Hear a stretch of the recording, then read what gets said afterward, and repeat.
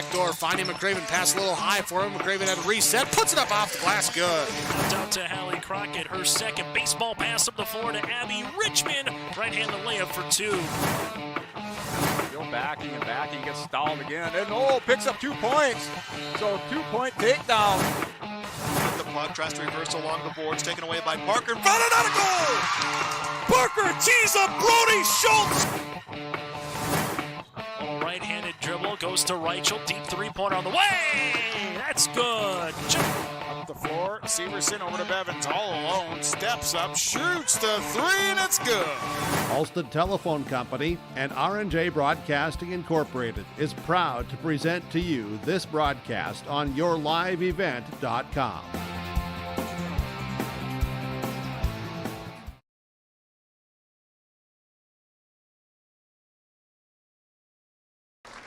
All right, welcome back here to New Salem High School. We're live, going through their commemoration for their 60th anniversary. New Salem, 1965 and 1964. See if we can pick some of this up on our soundboard.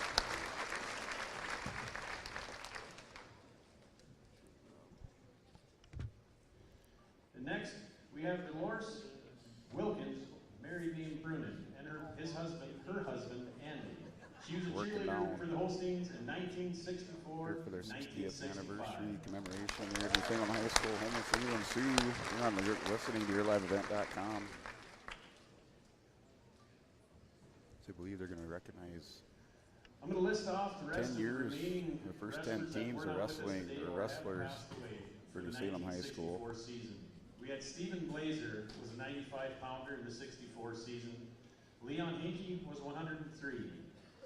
Dan Freilich was 120 pounds.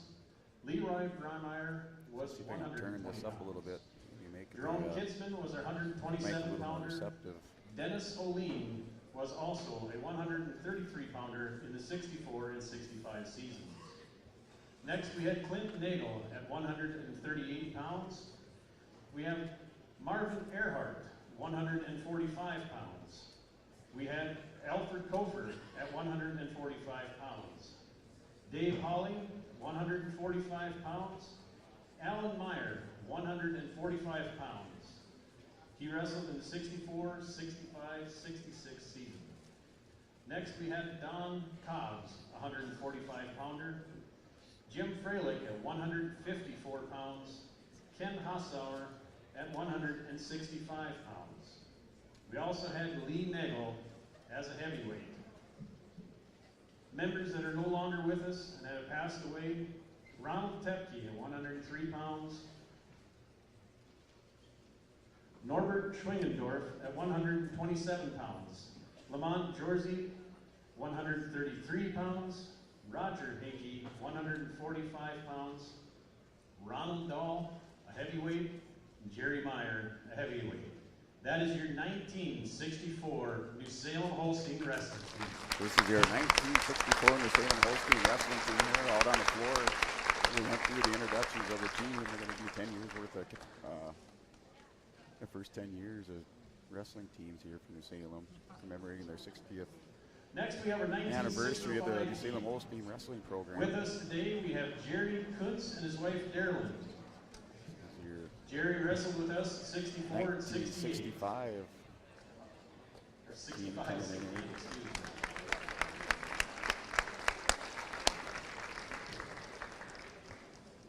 Next up, we have class of 1966. First off, we have Dennis Michael, 120-pounder, wrestled with us 66, 68, and 69. Next, we have Melvin Lennox. He wrestled with us 1966, 67, and 68.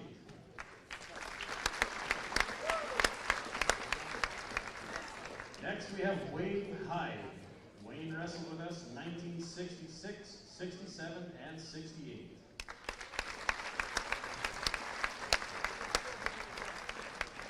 Next up, we have Doug Dahl and his wife, Deb. 1966 team. Doug wrestled with us through the years of 66, 67, 68, and 1969. This is your 1966 class.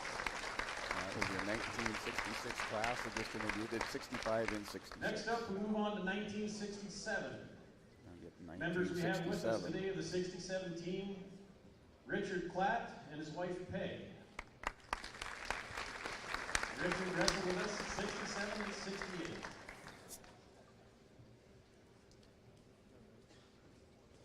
Next up, we have our 1968 team. First up, we have Leon and Marlis Morgenstern. Leon was our 95-pounder in 68, 69, 70, and 71.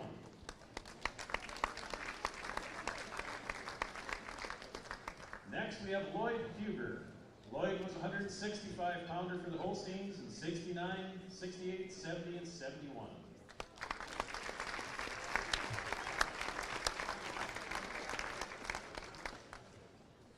All these teams were coached by Grover Red Harlow, and the 1968 team was assisted by Coach Mike Shaw.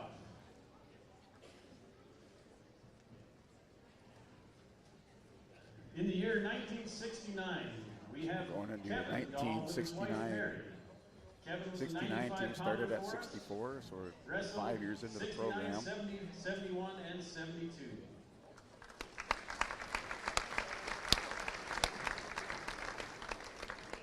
(1969) Doug Dahl was the Looks first like state placer for New Salem in 1969. These former wrestlers, they It was get his senior the year, and he had best placed seats in the third- he house. had They're going to be placed seated third on in the the floor heavyweight for this division. championship round. They were coached by Larry Stroman. That's the way to do it in that side seats. 1979, with us, or I'm sorry, 1970. Excuse me, folks, getting ahead of We're myself. a 1970 team. 1970, we have Greg Team Meyer and members. his wife Diane. Greg was our 154-pounder in 70 and 71.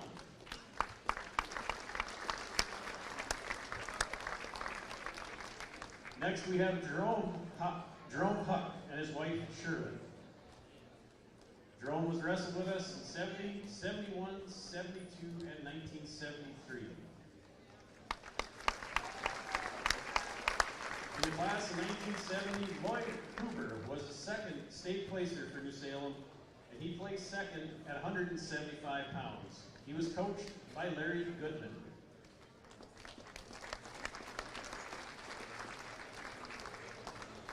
(1961). 1971. 1971. So We we're have 1971 team members coming out. 1971, we have Terry Mossberger and his wife Diane. Terry was a wrestler for us. Diane was a cheerleader for us. Looks like she's got to do it today for her grandchildren. Next, we have Bruce Huber and his wife Diane. Bruce wrestled with us 71, 72, 73, and 1974. Get some of those Next, we have Brian folks Hazel watching and his back wife, home. Vicky. Brian also wrestled with us See 71 some of your through former opponents out here in the 1974. Salem going through their 10 years worth of teams from 64 to 74. Next, we have Ron I should Schaaf. say 64 to 73. Ron Schaaf wrestled for the Holsteins 71, 72, and 1973.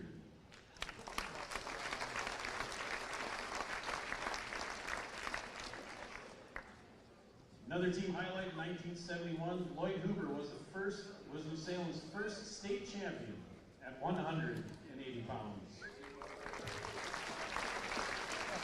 They were coached by Art Silky and his wife, Doreen. 1972, we have Tim Dahl. Tim Dahl wrestled for the Holsteins at 72, 73, 1974.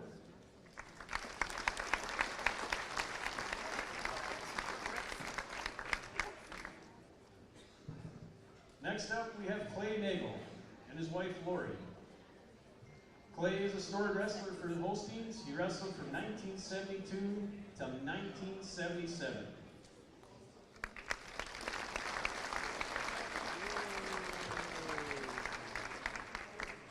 Next, we have Donovan Bauer and his wife Barbara. Donovan wrestled for the Holsteins in 72, 73, and 1974. In 1972, Jerome Huff was state champion at 180 pounds. Phil Willman was a state champion heavyweight. Brian Hazel, third place, 132 pounds. They were coached by Art Schilke and assisted by Leon Samuel and his wife Levon. They had placed fourth at state that year as a team.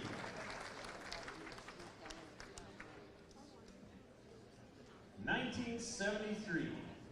1973, we have Doug Bauer. Doug wrestled for us 1973 through 77. Next, we have Dave Houston.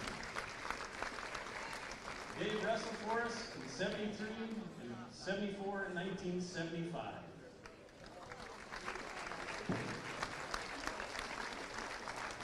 Next up, we have Dwight Gapper. Dwight wrestled for us in 1973 and 1974. Jerome Huff was again state champion that year at heavyweight. And in 1973, ladies and gentlemen, is when Dale Beckman began his 50-year career here at New Salem.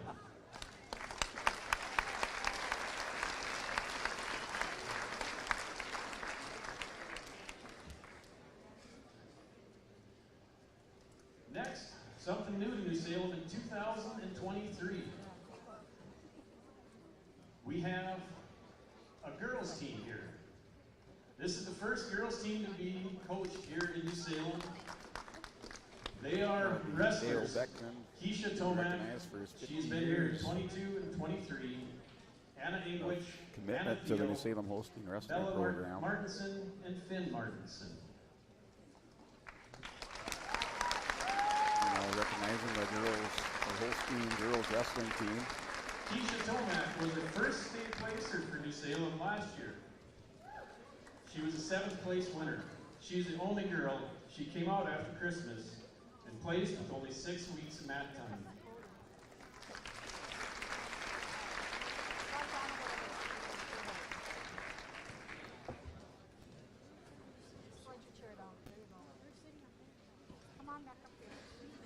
Next up, we have 2 gentlemen that have had a good career here at New Salem and are going to be retiring after today's tournament.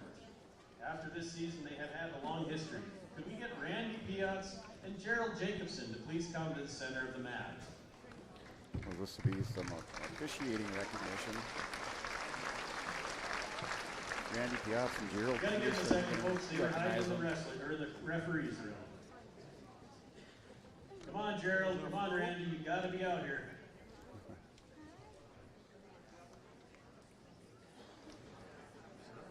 Trying to get him Gerald Jacobson has decided to hang up his referee's whistle after an illustrious 10 to 12-year career with the State of North Dakota Wrestling Association. Gerald has been a consistent presence here at East West in the past 10 years, and we would like to extend a great thanks for all the wrestlers and coaches that have come through. May you enjoy the next stage of your life with more time for your family and friends. Thank you, Gerald.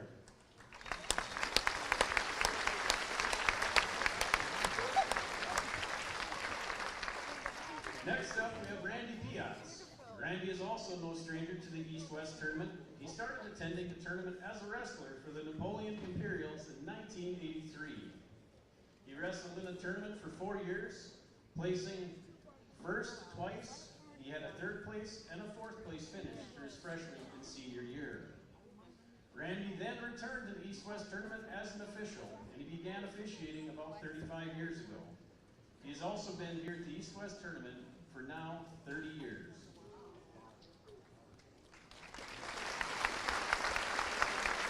We know it's not an easy job. We appreciate the time and effort, and we hope that you can have an enjoyment of retirement in your final year. We wish you all the well, and thank you for everything you've done for Holstein Wrestling.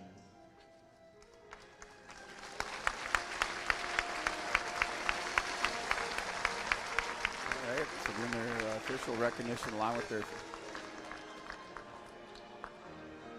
their 60-year recognition of their first 10 teams. Going to Randy Bias, 30 years of officiating here at the East West Wrestling Tournament. Also recognizing Gerald Jacobs, also retiring from officiating this year.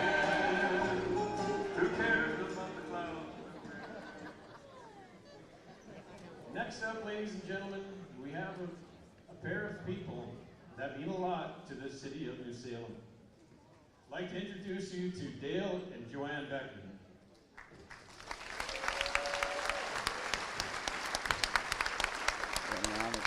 Recognition for Dale Beckman, over 50 years for the New Salem Holstein Wrestling program.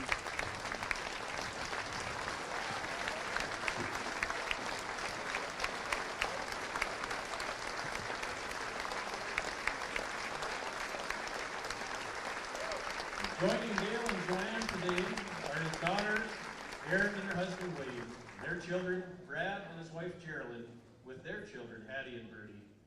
Also, Reed Beckman, Levi Hennig and his significant other, Jocelyn, son Milo, and also his granddaughter, Gabrielle Hennig. Dale also has his daughter Megan and husband Dan. They live in California. Their children were Owen and Cole. What do you say about a man who has given so much to the city of New Salem and the state of North Dakota as a community and a man? Dale and his wife Joanne began their career in 1973, 50 years ago. They were not only both teachers for many years, but both wrestling coaches, something I didn't understand. It may come to a surprise to hear, but Mrs. B was Mr. B's assistant coach for several years. There are many stories of how she did a great job of holding her own in seating meetings. I'm sure she was well coached before she got there. Some of the things that Mr. B has accomplished in 50 years is very impressive. He has a win-loss record of 369 wins, 207 losses. He was the 1984 State Class B Coach of the Year. He was inducted into the North Dakota Hall of Fame in 2006. He took the his team took second place state finishes as a head coach in 1984, 1999, and 2003. As an assistant coach in 2018 and 19, as individuals and duals, and 2022 individual and dual teams. While head coach from 1973 to 2004, a total of 32 years, he had 27 state champions. While as an assistant coach from 2005 till 2022, another 18 years, he added an additional 24 state champions. In the history of Holstein Wrestling, there have been a total of 54 state champions. And Mr. B has been a part of 51 of those. And that is an impressive feat. Mr. Beckman has been a part coach. I'm tearing up a little bit, folks, give me a break. He was the co-chair in the creation of the seating criteria for the North Dakota State Tournament in 1988. He founded the East-West Tournament in 1977 and is now in its 45th year. This has been dubbed the pre-state tournament due to the excellent competition. And in the first year of competition, it consisted of 4 teams: Lisbon, Linton, Watford City, and New Salem. It has now grown to an average of 25 teams. Coach Beckman has taken many under his wing and prepared them for the toughest wrestling competitions in state and national levels.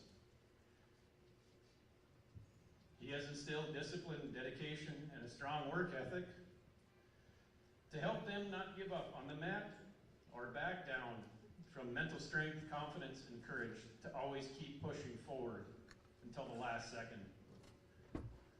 More importantly, he has helped prepare hundreds of young adults for the life beyond high school, as all these qualities are needed when things get tough in the journey we call life. At this time, if you are a wrestler, cheerleader, or stat, or student manager, for the Holsteins, as you can see, folks, everyone is already standing.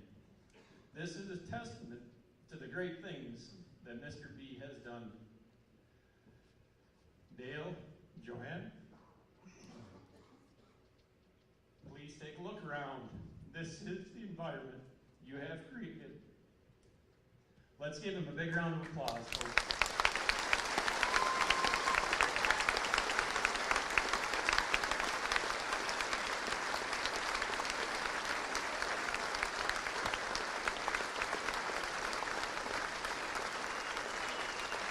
So ladies and gentlemen, what do you give a man who has given so much?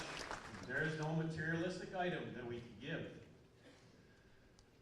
For all the hours you have spent in this school and in this room, we would like to let you know that we are going to dedicate the New Salem Wrestling Room in your honor, Mr. Beckman.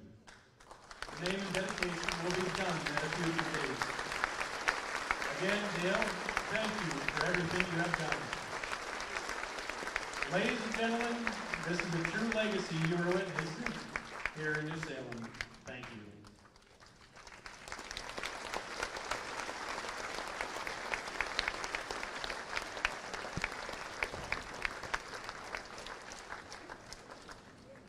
All right, finishing up the recognition, 60 years worth of New Salem Holstein Wrestling, bringing out the first 10 teams. New Salem started back in 1964, went up through 73. Introduce some of the team members, those that could be here today. Now they get sat down on that side for today's finals at New Salem East-West Wrestling Tournament. Also recognizing Gerald Jacob, who's retiring this year from officiating out here at the East-West Tournament, and Randy Piotz. Randy Piotz putting in 30 years worth of officiating just at the East-West Wrestling Tournament. We'll try to get this mic shut off. Get rid of some of that bleed over from the crowd noise. So we're going to go through the national anthem. We're going to break away for a commercial break and come back here on YourLiveEvent.com. Wilf Dagelman started Dagelman Industries 60 years ago with one thing in mind. He wanted to make products that had a true impact on the farm. The foundation of Dagelman remains the same today. Build simple, heavy, reliable equipment that will last for generations. We choose to innovate rather than imitate and work hard to remain an industry leader. Wilf truly said it best. Build it right, build it heavy, and build it to last from top to bottom. If you're interested in joining our team, visit Dagelman.com to view our openings. Reed Insurance, Terry Reed and Julie Larson, serving you with homeowners, farm, auto, multi-peril, crop hail. They're here to help you with the insurance you need. Located in the Wright Implement Building in Hillsboro, call Julie or Terry today at Reed Insurance, 701-636-5471. Visit with Terry Reed and Julie Larson for the insurance coverage you need. You can depend on Reed Insurance. Winter is a planning season for farmers, a time when your mind is on your fields. But the shorter days doesn't mean there's less work to be done. At Sis van der Haaf, we know that lower temps won't cool your passion for production. We're continually striving to develop sugar beet varieties that thrive despite the pressures from disease and the challenges of nature. Because sharing the pride of success starts with sharing the passion to achieve it. Sis van der Haaf, a passion that grows. Sorum Oil Company, Highway 81 in Hillsboro, for when you need repair work done on your vehicle, need an oil change, need new tires, or need tire repair. Visit Sorum Oil Company in Hillsboro. They fill LP tanks, bulk delivery of your home heating or farm fuels, and carry batteries. Call your locally owned full-service gas station, Sorum Oil Company in Hillsboro, 701-636-5356. Brad, Jody, and Blake Sorum, thank you for your business, and they look forward to continuing to serve you at Sorum Oil Company. Hey, welcome back. We're live from New Salem High School for championship round of your Salem East-West Wrestling Tournament. Going through our face-off, looking at your championship for 106 pounds is Dalton Feist for Napoleon Imperials. Wrestling Colm Bell from Stanley. That's your championship bout at 106 pounds. 113 pounds from New Salem is Charlie Irwin. Charlie Irwin will face off against Pitch Hager. So 113, Irwin and Hager. Just going through our face-off. So 120 pounds, Chase Hogarth for the Carrington Cardinals. Take on Noah Anderson from the Lisbon Broncos. It's your 120-pound championship match. 126 pounds at 126 is Tristan Lepp. He'll take on Trenton Klatt. So Trenton Lepp coming through the top part of the bracket, seated number 5. Takes on Trenton Klatt from New Salem Almont, representing the Holsteins. 132 pounds. Representing the Lisbon Broncos is Cashton Wadeson. He'll take on Carson Hildre from Velva. So that's Wadeson and Hildre at 132. Wrestling 138. 138 is Haviland DeLong from Northern Lights. He's going to take on New Salem's state champ from a year ago, Cole Gerhardt. So Haviland DeLong and Gerhardt at 138. 145 is Henry Nelson for Hillsborough Central Valley. So Henry Nelson for Hillsborough Central Valley is going to take on Mason Melmer. Melmer from Beulah Hazen, seated number 3 in your championship bout at 145. 152 pounds. Representing Marshall Lindgren for South Border Mustangs, state champion. Takes on Blaze Ranke, state runner-up last year at 152. Lindgren state champ at 145. Moving on to 160 is Garrett Hebel, 2-time state champion, state runner-up last year at 170. He's going to take on Isaiah Caruth. Caruth, a state place winner a year ago at 138 pounds. That's your championship match at 160. I'm going to 170 is Bowden Greenlee. Greenlee sporting 202 match win streak. He's taking on Jace Nitschke from South Border. Bowden Greenlee, a 4-time state champion, 5-time state place winner for the Broncos.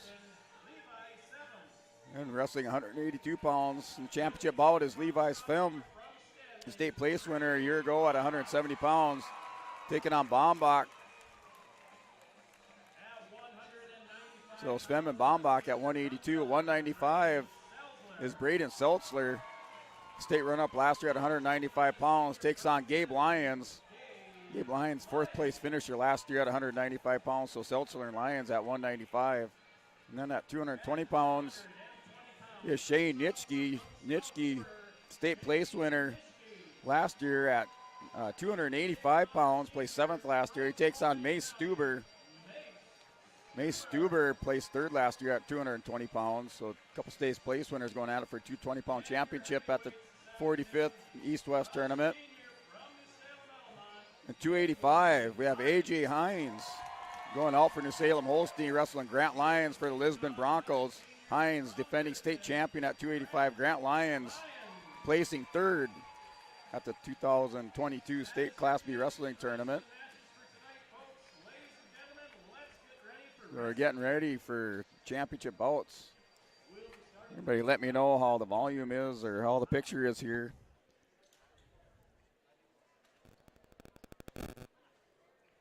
Let us know what's going on.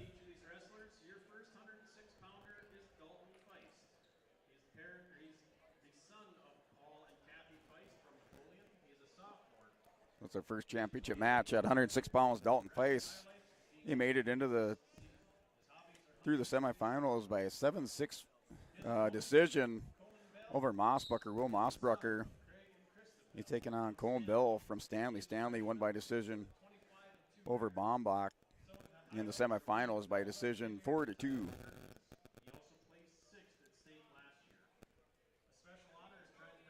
So Dalton Feist, third place state or place winner last year at the 2022 state wrestling tournament at 106. Cone Bell, fifth place at 106 last year.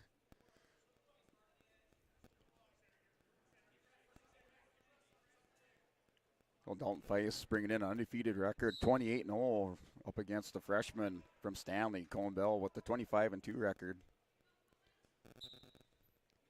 And down to a minute 25 to go in the first period. And both wrestlers just holding the center of the mat. And Bell takes a couple swipes, little head tap on Feist. Feist changes level, shoots in for a double. Going to get around, tries to walk it around. The Bell's hips on the mat. Going to get arm around the waist for 2-point takedown. So Dalton Feist goes up 2-0 with a minute to go in the first period.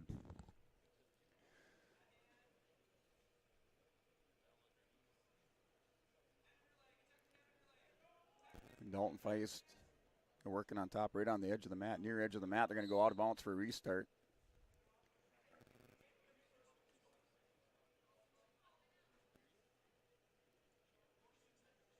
So Cone Bell from Stanley, the bottom wrestler, wearing the all-blue singlet with the white stripe down the side. Dalton Feist working on top.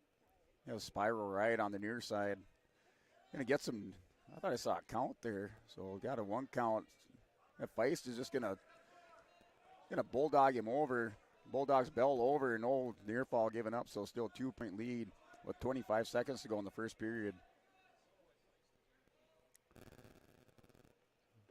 Well, Dalton Feist working a body lock with his legs. Cone Bell does have that leg scooped up underneath. He's going to try to come out the back door if he can get sat up. And down to 3 seconds, now 2 seconds in the first period, so Dalton Feist is going to take a 2-0 lead into the second period.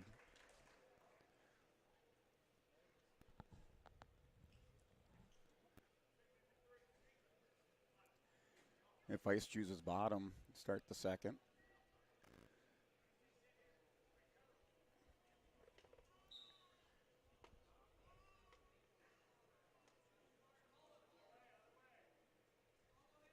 All right, everything good to go here for the championship bout. 106 pounds, Dalton Feist, undefeated sophomore, 28-0. Reckson Cone Bell from Stanley, the freshman, 25-2 record right now. Bell on top, he's down 2-0.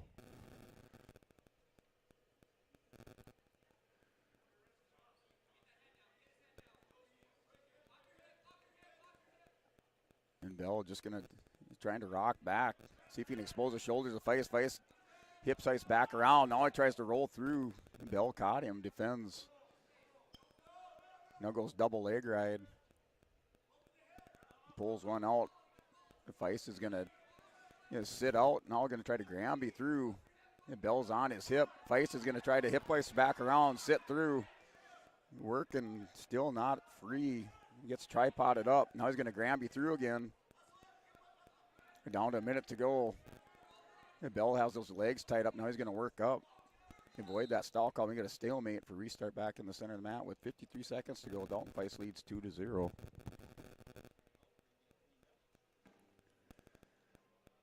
So Lisbon, team scores Lisbon 206, South Border 175, New Salem Almont 142, Northern Lights in fourth place 125.5. And Velva 109.5. So with this blood time, we're going to go ahead and step away for our own timeout. Well, looks like they got it cleaned up here pretty quick. So credit to the blood crew getting that stopped and Matt cleaned up.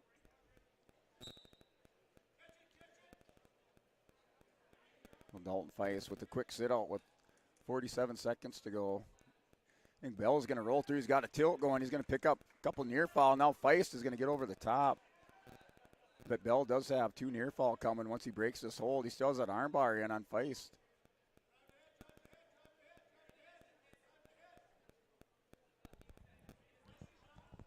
So he has this chicken wing ride on the far side of Dalton Feist with 22 seconds to go. Was able to tilt that through. It has 2 near fall coming. They'll tie it up with 15 seconds remaining in the second period. Now Feist trying to post. Inside legs going to Granby. That's stopped. Not able to clear the hips. And Bell's still working for some near fall. He picks up that 2. So now leg ride at the end of the period. If Feist is tripoded up, doesn't give up near fall to close out the second period. It's a 2-2 score. between Bell and Feist.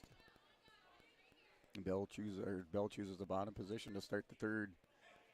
And Feist lets him up, so Bell now has a 3-2 lead. Feist is going to try to win this one on his feet.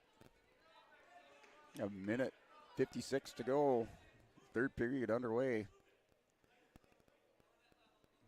Dalton Feist trying to keep that perfect record going and win a championship here at the Salem East-West Wrestling Tournament. One of those feats. It's easier said than done in the sport of wrestling.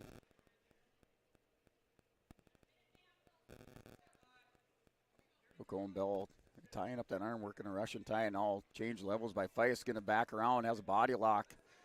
Bell's going to throws an elbow pass and scramble out of bounds for a restart with a minute 20 to go in the third period.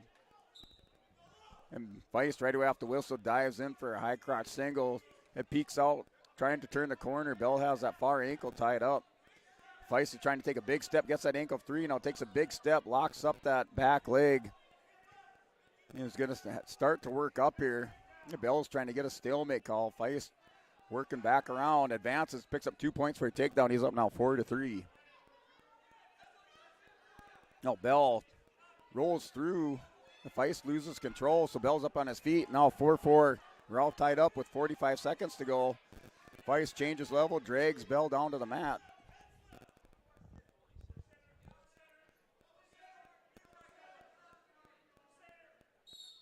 You get a red stall warning on red. So Colin Bell warned for stalling with 36 seconds to go. The wrestler's called out of bounds for this restart. Now at 30 seconds. Bell takes a knee. Now Feist shoots in. Down block by Bell. He doubles it up. He has a double. Locked up. No points awarded. Now 2-point takedown for Bell. He's up 6-4. 15 seconds to go. Colin Bell trying to upset the number 1 seed here. Bell coming in number 2. Dalton Feist going to go down. Score holds here. Colin Bell's up 6-4. And that'll do it here. Your champion at 106 pounds is the freshman from Stanley. Colin Bell wins by a decision, 6-4. That's your 106-pound champion here at the 45th anniversary edition of the Salem East-West Wrestling Tournament in dramatic fashion. Colin Bell secures that takedown last 15 seconds and locks up the win. Now giving Dalton Feist that one blemish on his record, sitting at 28-1.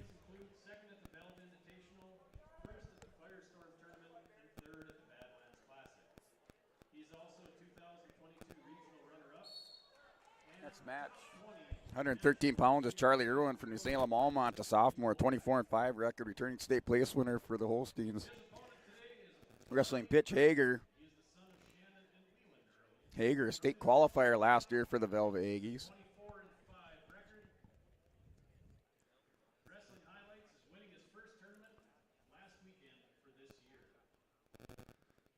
So a minute 30 to go in the first period. A little level change by Charlie Irwin. He had a sweep single. Now hits a high crotch fireman's. Uses that. He's going to hold Hager down to the mat. Keeps those shoulders exposed. They get called out of bounds, but he does secure 2-point takedown and near fall. So now 4-0 score. With a minute 15 to go in the first period.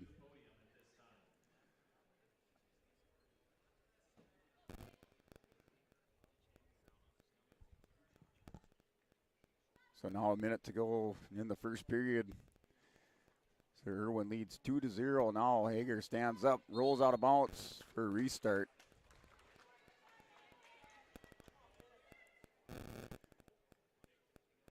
And these are the 2023 edition, 45th anniversary edition, I should say, of the Salem East-West Wrestling Tournament. A championship match at 113 pounds between Charlie Irwin, the sophomore, 24-5 record. Pitch Hager, freshman, 23-10 out of Elva. Irwin returning state place winner. Hager, a state qualifier last year for the Class B tournament. Right now, Irwin's on top with 30 seconds to go, keeping a lot of pressure. And Hager broke belly down to the mat.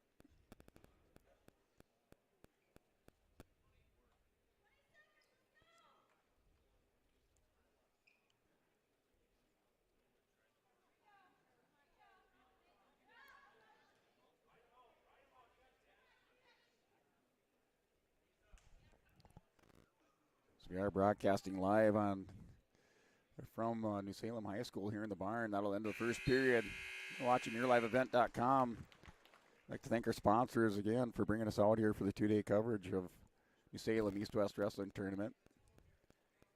The start of the second, Charlie Irwin chooses bottom position to start the second. He's up 2-0 over Pitch Hager. On the whistle, Irwin hits a sit-out. It's going to come back around. Just going to try to elevate. Now sits through. Nice sit-through on that. It's going to get 2-point reversal. Takes Hager right down to his back. So Charlie Irwin working for a fall for the Salem Holsteins. Up over the top, has the head and arm. He's going to squeeze. Hager's able to get belly down. So it's a 7-0 lead for Charlie Irwin with 1:30 to go in the second period.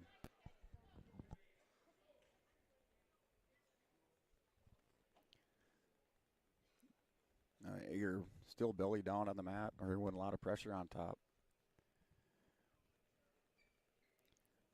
And digging out that wrist underneath. All goes to a half. That's defended by Hager. Still in the second period with the 7-0 lead for Charlie Irwin. Oh, Irwin comes over the top, hard crossface. Breaks Hager back down.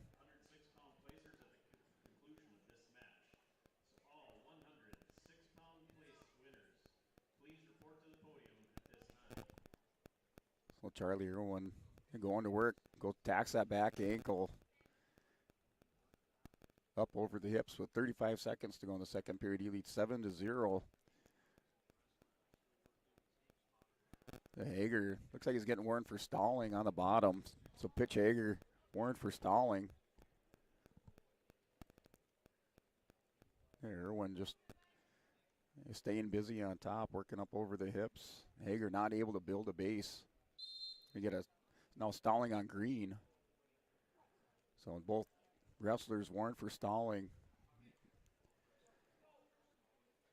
The 7-0 lead with 12 seconds to go in the second period. Charlie Irwin's got a commanding lead. That'll do it for the second. Charlie Irwin will take a 7-0 lead heading into the third period. Irwin, a returning state place winner, placed fifth last year at 106 pounds. Hager, state qualifier for the Velva Aggies.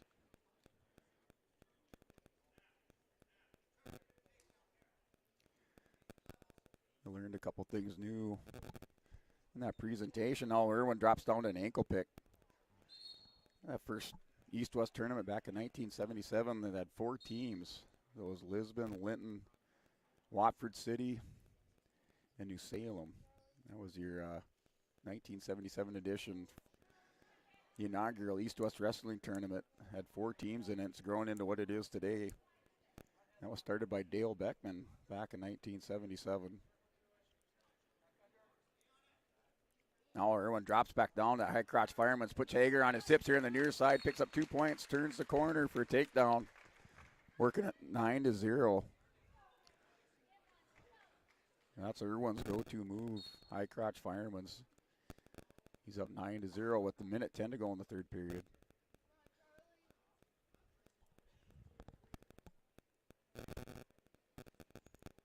And both wrestlers warned for stalling. Not going to play a factor in this with 55 seconds to go in the third period.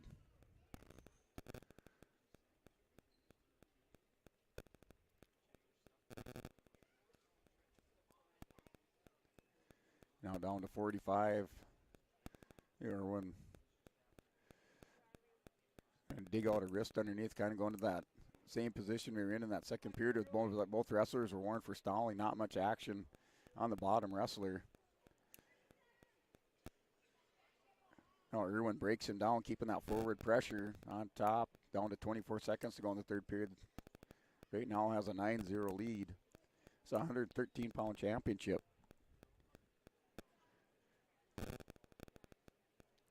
And working the back ankle, trying to hit a leg jerk.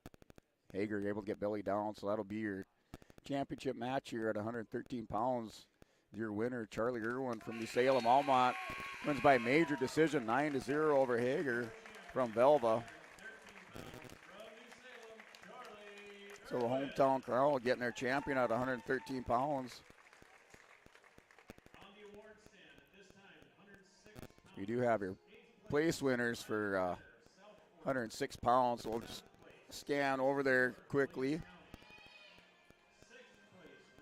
I'm not going to zoom in on that because I'll ruin my zoom for the main match.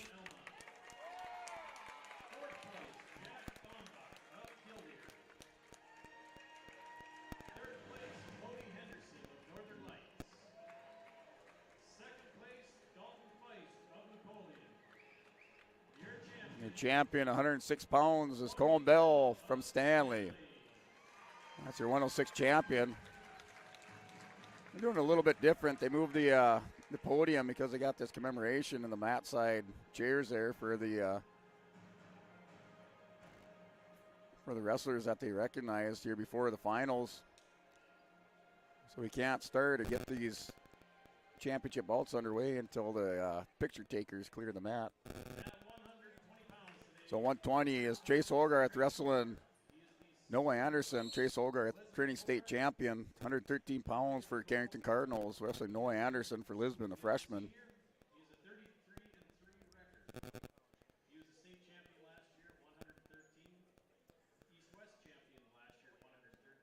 So both wrestlers, first 15 seconds tied up, working hand control and head position in the center of the mat.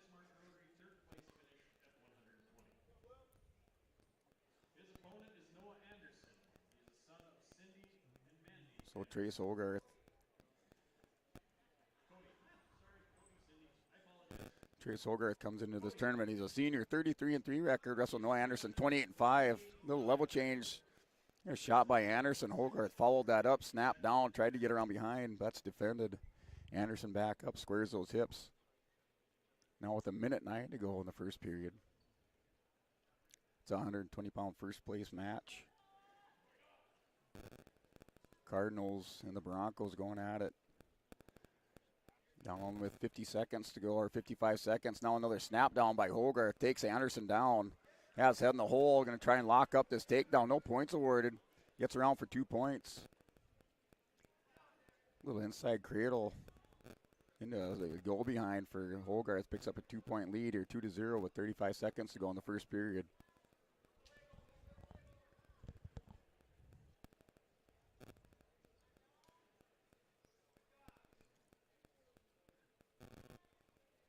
And now broke Billy down on the far side of the mat. And over by his coaches, so he has that plus going for him is Noah Anderson. Now builds up to his base, Hogarth on top. Wrestler's wearing those white singlets. Trace Hogarth. White singlets with the maroon trim, a little hard to distinguish on the camera. Wrestler on top. It's the end of the first period. The coin flip. It's a 2-0 lead for Hogarth. His choice, he's going to choose bottom to start the second period.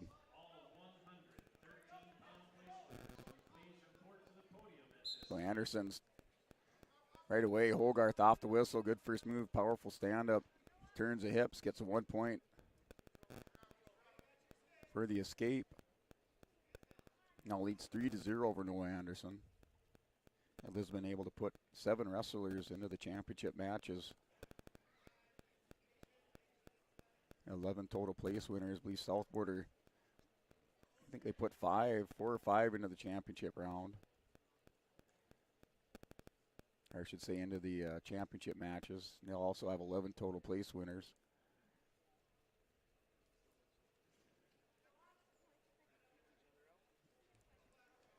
Now Hogarth goes a headlock. Level change by Anderson. Drops down. Hogarth's going to turn the corner. Same inside cradle. Spins around for 2 points. He's up 5-0. It's a minute to go in the second period.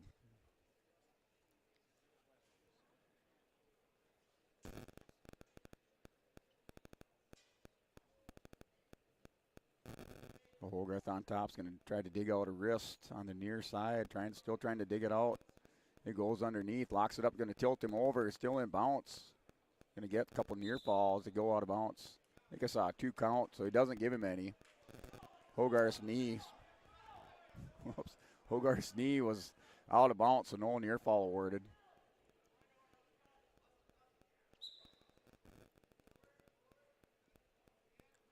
Hogarth leads 5-0.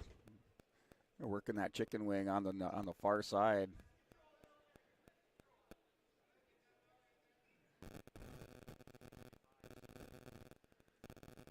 Still applying that top pressure, a lot of forward pressure, working the chicken wing. And Anderson now able to sit up. Hogarth's going to rip that back across.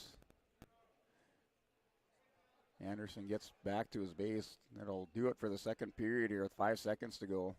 And Hogarth will take a 5-0 lead. It'll be Anderson's choice to start the third.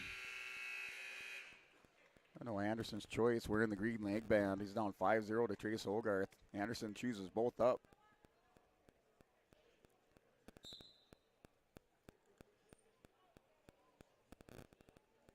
It's a 120-pound championship match. Trace Hogarth, state champ at 113 pounds last year. I know Anderson for the Broncos. Wrestled a lot of varsity and then not finding a spot in the lineup towards the end of the year. Finds himself in this championship bout here at the 45th edition of the New Salem East-West Wrestling Tournament. A green now, Anderson Warren for stalling. Backs up, snap down on Hogarth, and they go out of bounds.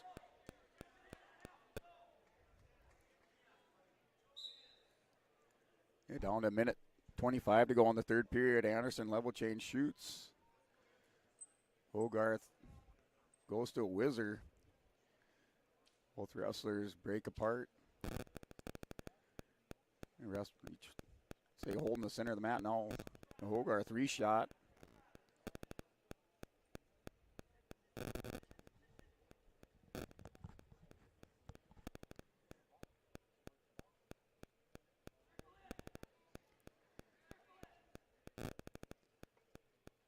And down to 50 seconds to go in the third period. Trace Hogarth has a 5-0 lead.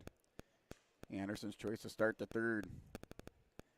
Chooses the neutral position.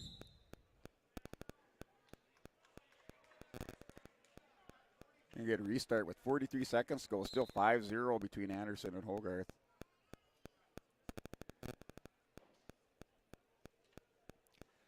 Anderson shoots in. Hogarth blocks that. Just powers those hips. Stands Anderson straight up. And down with 30 seconds to go in the third period.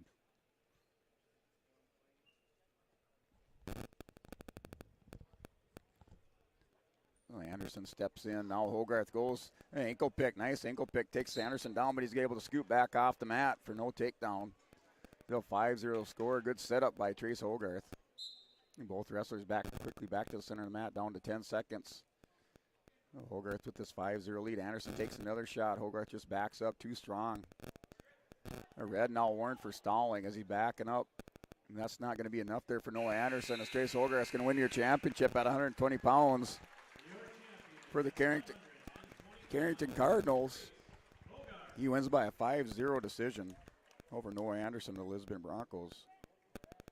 On the award stand at 113 pounds today, in 8th place, Liam Albert of Killdeer. 7th place, Justin Torrell of Hillsborough Central Valley. I'll get your place winners. For 113 pounds, I'll go to the podium.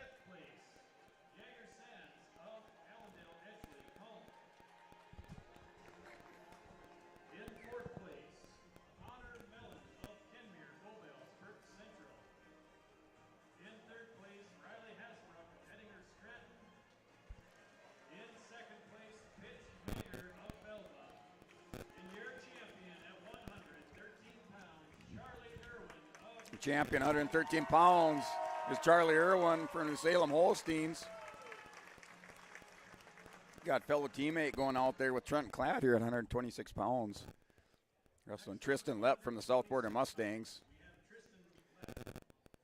Trent Klatt last year placed 5th at 113 pounds. Tristan Lepp, South Border Mustangs, not make it to the state tournament last year. Klatt in with the high crotch firemen's. And noticing a pattern here with the New Salem Holsteins going to this high crotch fireman's carry. Lepp's trying to wrestle through this and scramble out. has a leg pass going, so now Klatt secures a 2-point takedown with a minute 30 to go. He's up 2-0. I got to get my camera back on the mat. That's the part of the hazard when you're running the camera and calling the match. Sometimes you get too busy watching the match and you forget to do something.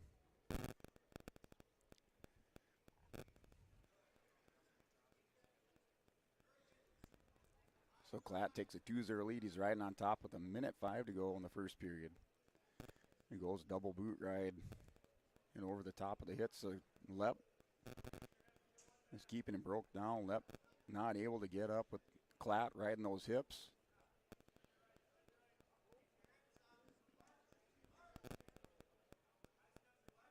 Now goes half Nelson, power half across the top, forearm in the back of the neck. Still with that double boot ride on Tristan Lep.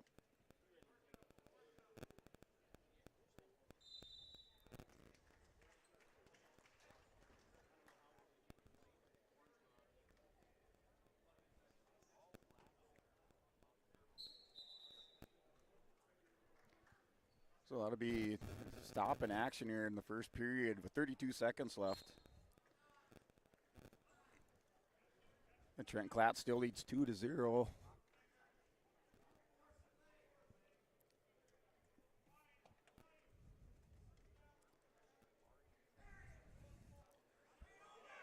But now has a half Nelson. Trenton Klatt at the end of the 15 seconds to go, trying to get a turn on Tristan Lep.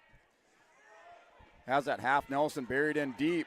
He's going to pick up some near fall with 5 seconds to go. Crowd's up on their feet, looking for the pin here in the hometown gym. And Tristan Lep's going to survive.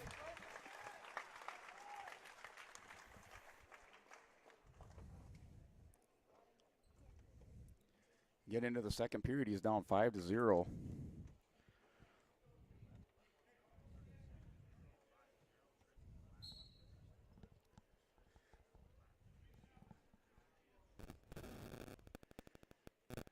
Here at the minute 53 to go, start of the second. It's a 5-0 lead. Trent Klatt for the Holsteins this year, a sophomore, 20-5 record. Tristan Lep, a junior for Southport with a 20-6 record. I said Klatt, returning state place winner from a year ago. At 113 pounds, placed fifth. Took on Bowden Greenlee in that fifth and sixth, and Bowden took on Griffin Greenlee in that fifth and sixth place match. Now running, trying to run over Tristan Lep. Gonna run him over here, secure a 2-point takedown. Now up 7-0, has this cradle hooked up. Gonna inside cradle. Gonna stick his head in the hole, goes head in the hole. Looks like he wants to walk it over. He's gonna walk it forward. He's picking up near fall. He's gonna work for the fall. He has Lep stacked up. He's gonna go for the fun, wins by fall. Here's Trenton Klatt over Tristan Lep, a Southporter. That was your 126-pound champion. Getting the hometown crowd excited is Trenton Klatt, winner by fall over Tristan Lep from Southporter.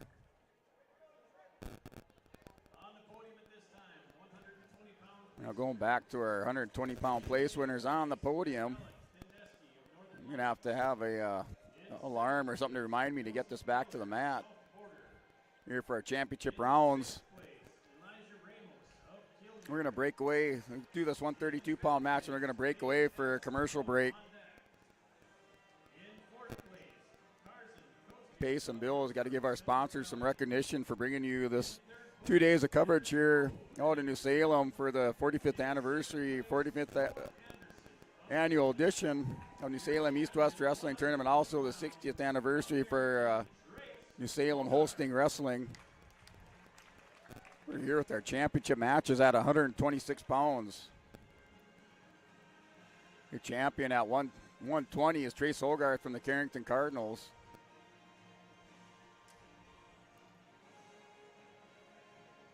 I'm going to bring her back here before I get too carried away with calling the match. So we get back to our main mat here. Salem doing a nice job running the tournament this year. We started earlier. Didn't have any matches in the back room on day 2. I kind of like that format. So we're now back here. Carson Hildre from Velva Wrestling, Cashton Waitson for Lisbon Broncos. Hildre, a sophomore, 29-3 record. Cashton Waitson, a junior, 28-3 record.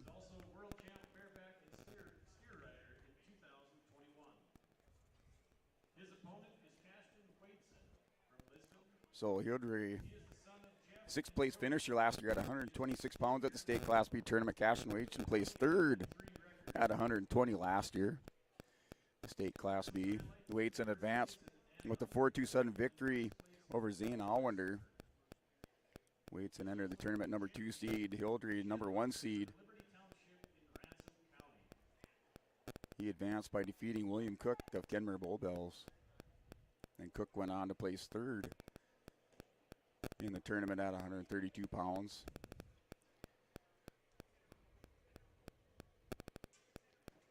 So Waitson and Klatt scoreless with a minute to go in the first period. Not much difference in the records here. Hildrey 29-3, Waitson 28-3. Waitson taking 5th at the Storehog tournament last week. Now here in the championship at the East-West tournament, it's a reversal of fortunes. Just wrestling is can have up and down duels, up and down tournaments. The wrestler's tied up in the center of the mat. Waitson going double underhook on Hildrey. Hildrey's going to change level. Waitson double underhook, has it locked up with 15 seconds to go. And still trying to work inside on Hildrey. Hildrey's going to go try to double overs and pinch those elbows together to counter. Looks like he has that going. Now goes over unders. Got to do the end of the first period. We're still scoreless. Yeah, Red's choice. Red chooses bottom, so Cashton Waitson going bottom position to start the second period. Waitson wrestling for the Lisbon Broncos, wearing the white single with the red trim. Carson Hildrey Belva Aggies on top. Working a crossface cradle. He has a hard crossface. He has it cradled up on Waitson. I think I noticed Waitson having troubles on the bottom this year. And Hildrey goes, spikes the ankle here in the back. Still working that crossface. Waitson has to get some kind of a hand control or wrist control. Just letting Hildrey's control the top position, not getting any wrist or hand control on the bottom. No, Hildrey's going to walk it around. Had that ankle spiked. He walks it around. It's cradled up tight with 1:14 to go. He's going to try to hip over. Waitson's trying to counter. The base down with 1 minute to go. Now Hildrey gives up on it, goes, chops the arm. Waitson head down to the mat. Hildrey goes back crossface. Working that ankle spike in the crossface. Back around with the cradle. Like I said, Waitson not doing much hand fighting or trying to get any type of control. Wrist control on the bottom. Just maintaining his base. He's looking for this counter, looking for that inside leg. Hildrey's going to scoop him up, readjust, gives up on it down to 30 seconds. Waitson head buried down on the mat, now both up. As soon as he pops up, Hildrey's back with that crossface. Still with that ankle spike. Waitson now reaches in, grabs the leg. Waitson's going to elevate. He's going to try to stand up here at 10 seconds. Gets up to his feet. He's going to try to double up on Hildrey, takes him down.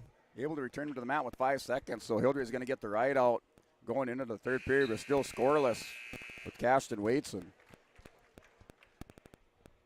Waitson has a couple weeks here to work on his bottom position, work on hand control.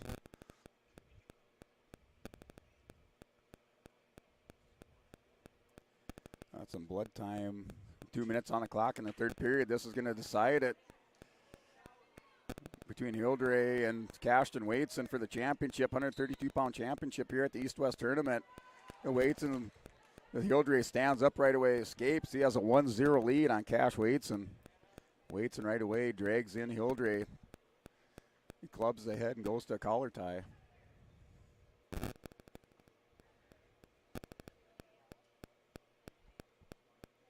And now down to 1:38 to go in the third period.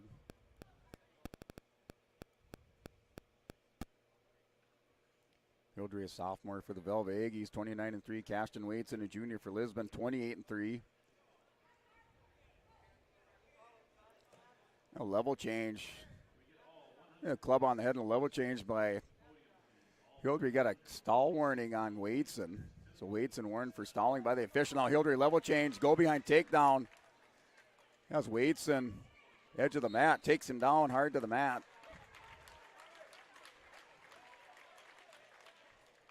Waitson's down 3-0 with 1:05 to go, 1:06 to go in the third period.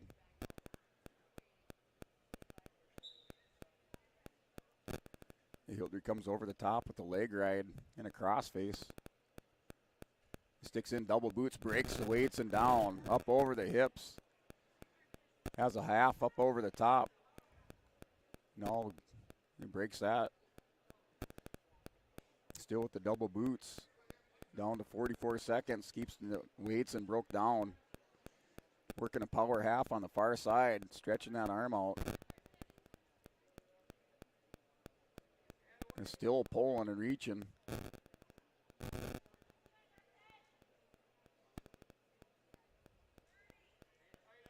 And down to 23 seconds to go. Hildry leads this one by a score of 3-0. And not much he can do with that double boot right in to counter it. Just keeps Waitson broke belly down. Waitson's been warned for stalling. It's down to 7 seconds, so that's going to be your champion at 132 pounds is Pitch Hager for the Velva Aggies. He wins by decision 3-0 over Cashton Waitson of the Lisbon Broncos.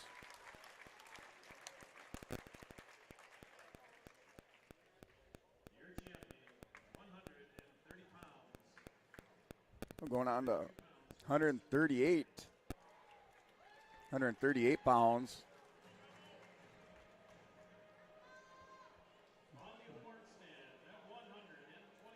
So here's your place winners at 126 pounds on the screen right now. Those wrestlers are on it. They're all on the podium.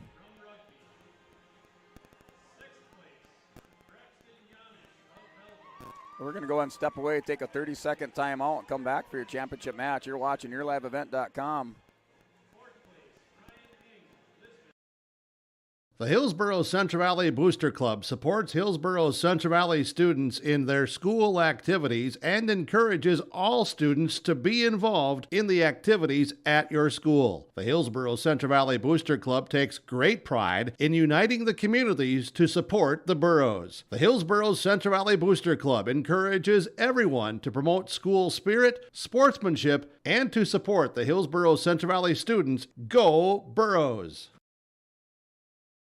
Hey, welcome back. We're live from the barn here at New Salem High School. Home of Salem Sioux, 126-pound champion is Trenton Klatt. Award he's recognized just moments ago. You're watching YourLiveEvent.com. I'm sports announcer guy Brent Dick, bringing you the championship round, the 45th annual East-West Wrestling Tournament. We got Cole Gerhart wrestling Haviland DeLong. Gerhart from New Salem, Almont, returning state champion. Has a 10-1 record. Wrestling DeLong from Northern Lights, a junior, 28-5 record. DeLong, last year's state place winner. He plays fourth at 120 pounds. He took on Cashton Waits in that third and fourth place match. DeLong coming in as a number 5 seed, finds himself in the championship match at 138.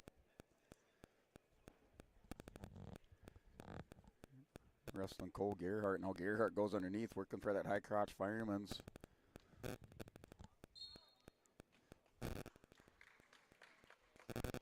Still scoreless with 1:11 go in the first period. Make sure we're back on the mat. And Gerhart wearing the black singlet, white stripes down the side. And snap down by DeLong, pulls Gerhart out of bounds for restart.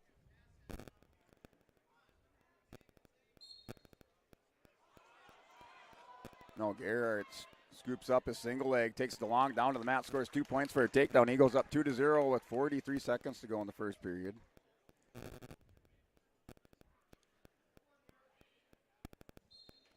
The wrestlers called out of mounts by the official for a restart.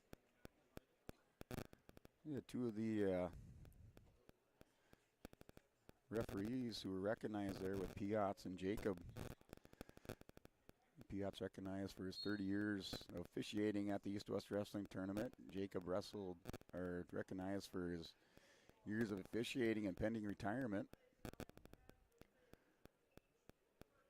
from officiating wrestling in the state of North Dakota. So both refs out on the mat working it together here at the 138-pound championship. Cole Gerhardt leads by a score of 2-0 with 12 seconds to go in the first period. And working an armbar, has that chicken wing locked up underneath.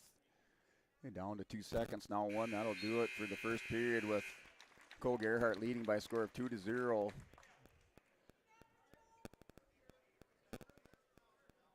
So Gerhardt starts the second on the bottom, in the bottom position. Having DeLong on top with the blue singlet. Northern Lights on the back.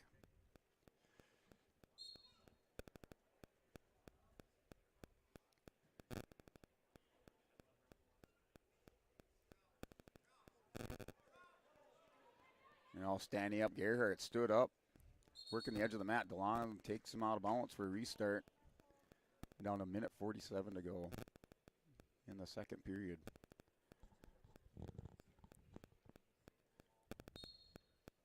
Working our way up here at 138 pounds, championship between Haviland, DeLong, Cole Gerhardt.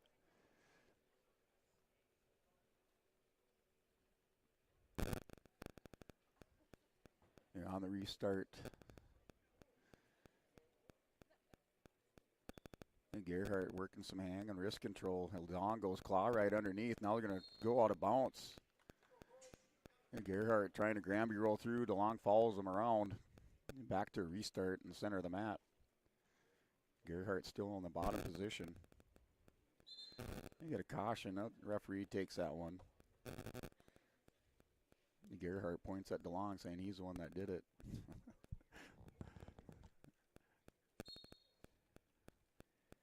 A restart. Nice stand up by Gerhardt. Hand control. Hip ice into him for 1 point escape. He's up 3-0. DeLong with his back to the crowd on the near side here. Gerhardt changes level, takes a shot. Oh, off the mat for a restart with 1:04 to go in the second period. Cole Gerhardt leads this one by a score of 3-0. And just a reminder, we do have wrestling going on the another stream out of Central Cass with the Build a Brawl tournament. Over 30 teams entered in that. You can catch that tournament not only live on your live event, but also in our archives later on if you want to go back and catch some of that action today from Build a Brawl. That was in Central Cass, or taking place in Central Cass on your live event.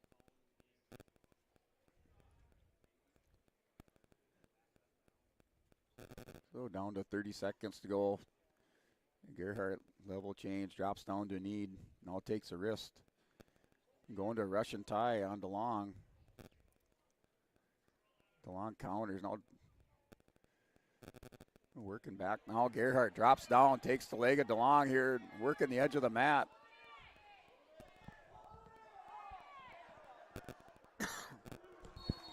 And Gerhardt's going to secure a takedown on the edge with 7 seconds to go. He's going to go up 5-0.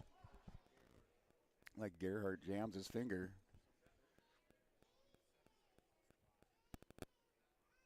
So Gerhardt maybe needing a little bit of injury time. So they're going to run injury time on Gerhardt. So with that injury time, we're going to go and step away for another word from our sponsors here at New Salem High School Gymnasium inside the barn. You're watching YourLiveEvent.com. We'll be back in 30 seconds. New Golden Harvest Gold Series soybeans are here. In the Hillsboro area, contact Tim Cassette, 701-430-0877. These new Golden Harvest Gold Series soybeans feature exclusive genetics and high-demand trait platforms like Enlist E3 soybeans and XtendFlex soybeans. Golden Harvest Seeds. Talk with your area representative, Tim Cassette, 701-430-0877 for Golden Harvest Seed. Hey, back here live from inside the barn at Salem High School, at 45th annual Salem East-West Wrestling Tournament on that restart. No change of positions, so Cole Garrett takes a 5-0 lead into the third period. DeLong chooses bottom position to start the third. And on that injury timeout, Gerhardt got his fingers taped up, so taking care of that injury. Back out here wrestling the third period with 1:50 to go. And he's up 5-0.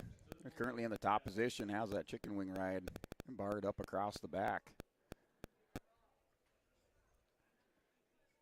And a lot of forward pressure. Like this time he's going to take it and step to the back and try to tilt him over. Has DeLong now back exposed. Going to pick up some near fall. So the official able to count off. A 4 count gets 2 near fall, so now Gerhardt goes up 7-0. New Salem right now have 2 champions at the East-West Wrestling Tournament. Well, Gerhardt takes that tape, throws it off the mat. 1:02 to go in the third period. He leads 7-0.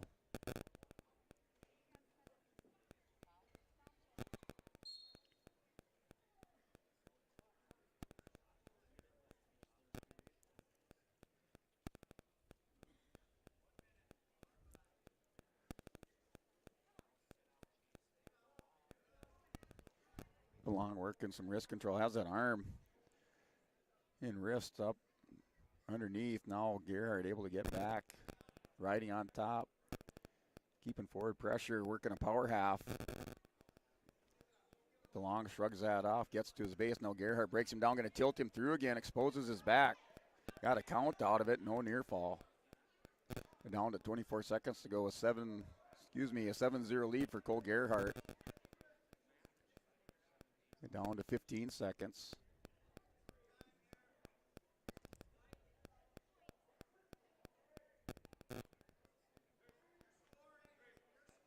So now, Cole Gerhardt's carrying some more near fall at the end of the period. He's going to go on and be your champion at 138 pounds for the New Salem Holsteins. New Salem's so far going 3 for 3 in these championship matches. And Gerhardt wins by major decision over Haviland DeLong by a score of 10-0.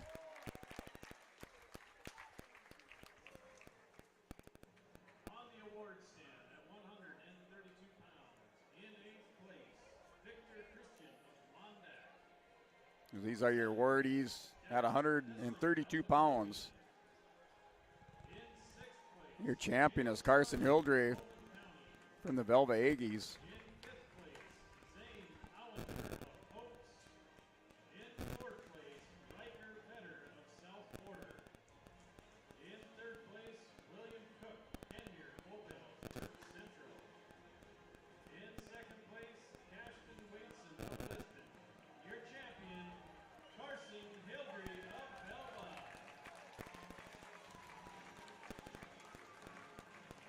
Those are your 138-pound or 132-pound place winners. Carson Hildre, your champion, 2023 champion here at the New Salem East-West Wrestling Tournament.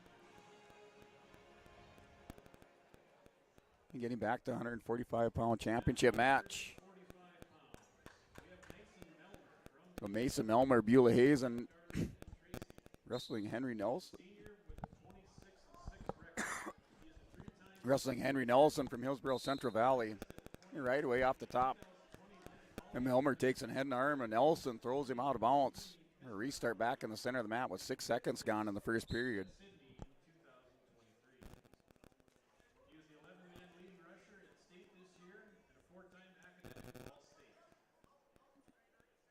So Henry Nelson for Hillsborough Central Valley, a senior with a 30-2 record, wrestling Mason Melmer, senior from Beulah Hazen, the 26-6 record.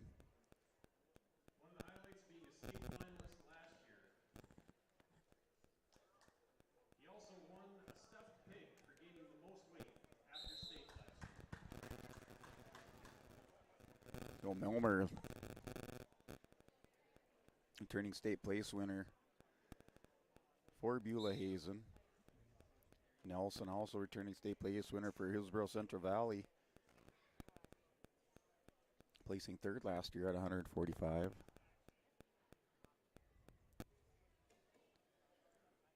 And down to 1:09 to go in the first period. And Melmer came into this, the number 3 seed. Defeated Mike Nelson in the semifinals by a 14-5 major decision. And Henry Nelson beat Riley Dahl by a 6-1 decision to make his way to the championship. Now 2-point takedown for Mason Melmer, goes leg ride over the top of Henry Nelson. That's double leg ride.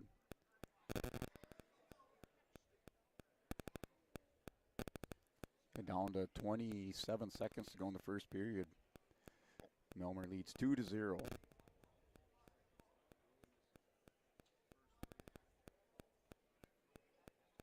Melmer has Nelson down on his hip and trying to dig out that wrist, go that wrist underneath. Guy called the firearm tilt. Now they're going to spladle. Working that. Gonna run out of time. Flip of the coin by the official. Red's choice. They get a reflip because it hit the wrestler. Now Green's choice. He's going to defer. So Henry Nelson chooses bottom to start the second. He's down 2-0 to Mason Melmer. A couple of seniors battling it out for the 2023 East-West Championship at 145 pounds. Right away off the whistle, Nelson stands up. The 3 seconds ticked off the clock. Now he and Melmer squared up in the center of the mat. And club to the head by Nelson. Now it gets behind Melmer for a 2-point. Go behind. So Nelson, Henry Nelson, Hillsborough Central Valley is now up 3-2 with 1:33 to go in the second period.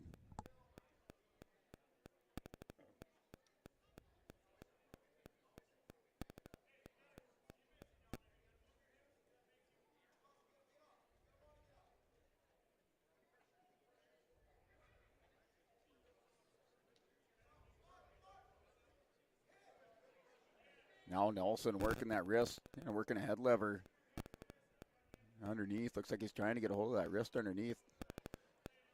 And Melmer is going to stretch that arm out. Gets his elbow underneath, trying to help base himself up. And down to 54 seconds. Now Green warned for stalling, so Mason Melmer in the bottom position, warned for stalling. Takes the wrist, going to pass it over the top. Nelson with this leg right into the near side. Red now warned for stalling.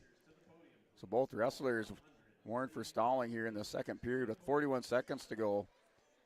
With a Henry Nelson lead 3-2. He's currently in the top position for Hillsborough Central Valley.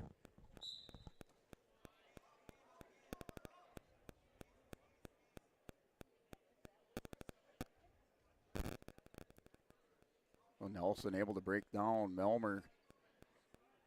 Melmer's going to scoot around back to his base. A leg ride by Nelson.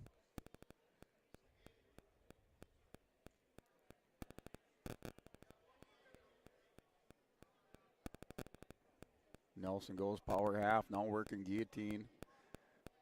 Now back to power half over the top with 5 seconds to go in the second period. So Henry Nelson will take a 1-point lead, 3-2. End of the third period. Leads 3-2.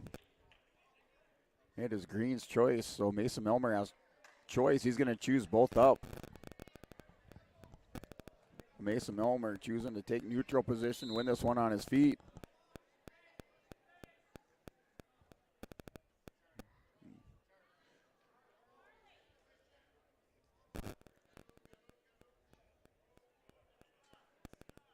Nelson from Hillsborough holding the center of the mat. Back to the crowd on the near side.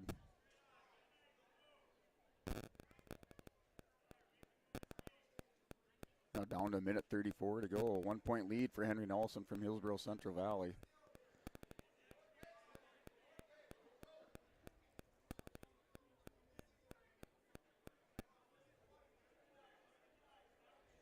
Now level change by Melmer. Reshot by Nelson. Nelson has double legs locked up, but they're going to go out of bounds as he's driving into him.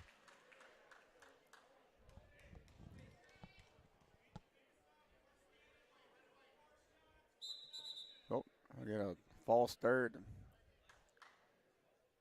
Yeah, just inadvertent start there, so restart here with 1:14 to go. Nelson leads 3-2.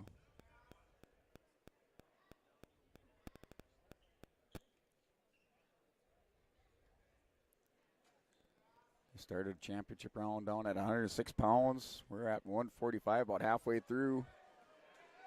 A 2-point takedown, so Melmer, nice go behind takedown, gets around, locks in a leg ride. He's going to look to try to put this one away on top. And digs out a wrist. Going guillotine, digging that wrist out. Just going to try to ease into it. Right now he's in control on top. No reason to hurry this. He has been warned for stalling, so just got to keep that in mind also. Both wrestlers warned for stalling. The official's not afraid to give a stall warning. We're in the championship match at 145 pounds. Wrestlers go out of bounds with 20 seconds to go. And Melmer looking for the ride out to steal the championship here at 145 pounds.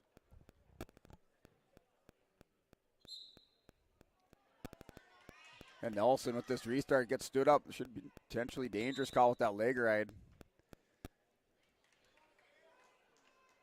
Down to 14 seconds to go. It's just one way to get through that.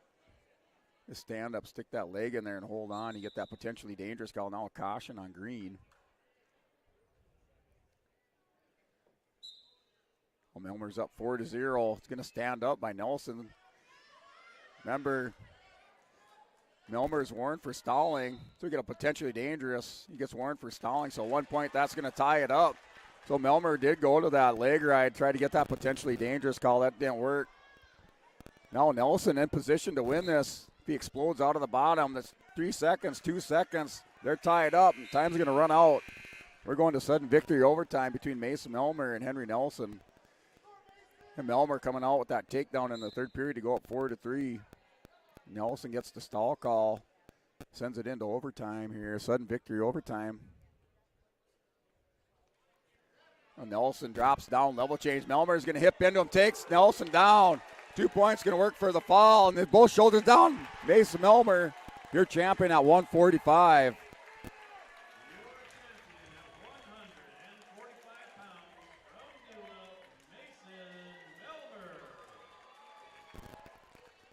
So with that championship match, we're going to go ahead and break away here. We recognize our sponsors once again and thanking them for sending us out here to the 2-day coverage of the Salem East West Wrestling Tournament. You're watching it here on YourLiveEvent.com.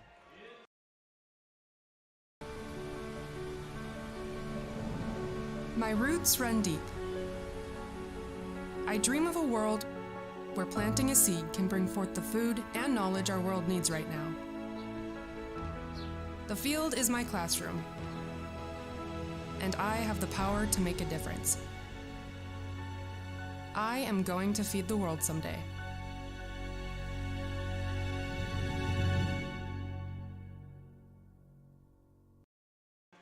And welcome back here at the barn, New Salem High School, 45th annual New Salem East West Wrestling Tournament. Your champion at 138 pounds is Cole Gerhart for the New Salem Holsteins. New Salem now going 3 for 3 in the championship matches. Yeah, champions. To Charlie Irwin, Trenton Klatt, and Cole Gerhart. Oh, Blaze Ranke, Marshall Lindgren going at it. 152-pound championship right away out of the bat. Oh, Lindgren with a quick single leg takedown. He's up 2-0 on Blaze Ranke. Lindgren returning state champion, 145. Blaze Ranke, state runner-up at 152 pounds. Now Ranke on a single leg on Lindgren. The edge of the mat. Lindgren's going to take him out of bounds. I don't know if they went head-to-head with Ranke and Lindgren. Lindgren advanced to the championship match by a 7-3 decision over Wolding from New Salem Almont. And then Blaze Ranke won by a 10-5 decision over Cale Eibach from Deslax Burlington. Lindgren on the season. A perfect record, 27-0 for the South Border Mustangs. He's a senior, wrestling Blaze Ranke. A junior, 26-3 for the Lisbon Broncos. Lincoln right away. First 10 seconds had to take down Blazer Yankee. Stands up, steps out of it. We're down to a minute to go in the first period with that 2-1 score. Yankee did have a leg attack on the edge of the mat. Lindgren takes him out of bounds. Now Lindgren, long shot, able to secure this leg. He's going to try to back trip Ranky. Ranky working this whizzer. Lindgren searching for the head, doing a little headhunt, and gets Ranky broke belly down for a 4-1 lead.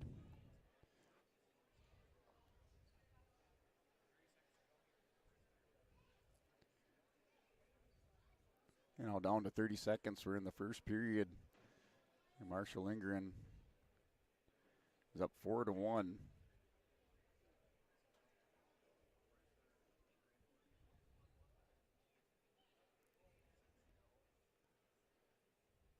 And down to 13 seconds in the first. Lindgren lurking this arm back across the far side, trying to pass it underneath and set up a tilt. He's going to run out of time. He'll take a 4-1 lead into the second period with Blazer Yankee. Lindgren's going to defers. Ranky's going to choose neutral, so Lindgren has choice to start the third period.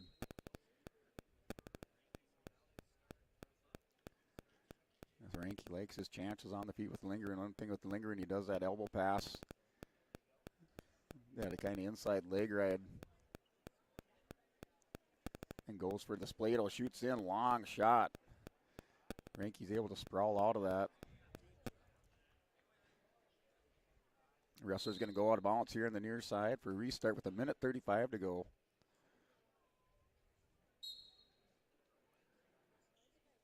And Ranky's keeping those hands down to the mat. Lindgren takes that long quick shot.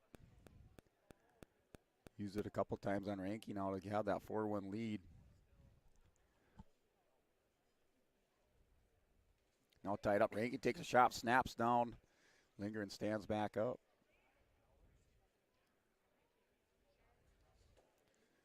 Now Lindgren shot.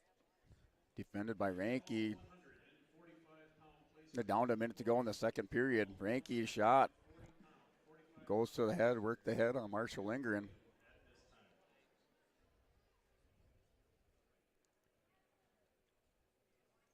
Now down to 45 seconds to go, second period. Lindgren still leads 4-1. Ranky had choice to start the second. He chose neutral. Lindgren takes a shot, outside single, snatches it up. Ranky goes whizzer. Lindgren takes him down, still scrambling. No point given up. No takedown awarded yet by the referee. Now Lindgren's going to try to, is able to get around, takes the ankle. So he gets 2-point takedown. He's now up 6-1 on Ranky. Lindgren has a leg ride. Now working over the top, trying to hit this tilt, past the arm underneath. And down to 7 seconds to go in the second period. So Marshall Lindgren going to take a 6-1 lead into the third.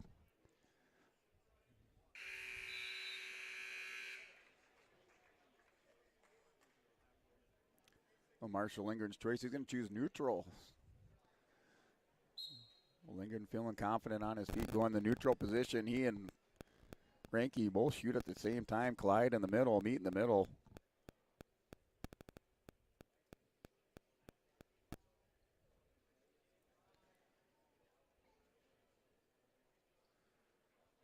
Ranky now working Russian tie, wrist to above the elbow, snaps down. Lindgren walks out of that, back to the center of the mat, now takes a shot. Ranky over the top.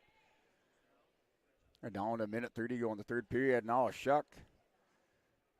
It was either a shuck or a drag by one of the two.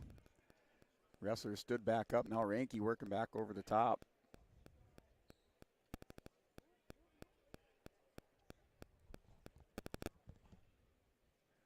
Down to 1:12 to go in the third period. Lindgren leads 6-1. Ranky working a go by. They're able to attack that leg and gets around for 2 points. So now a 6-3 score. We're going to a leg ride. Here, Blaze Ranky. Try to work over the top, hit a guillotine. And Lindgren's going to defend. Ranky locks up. And down to 45 seconds to go.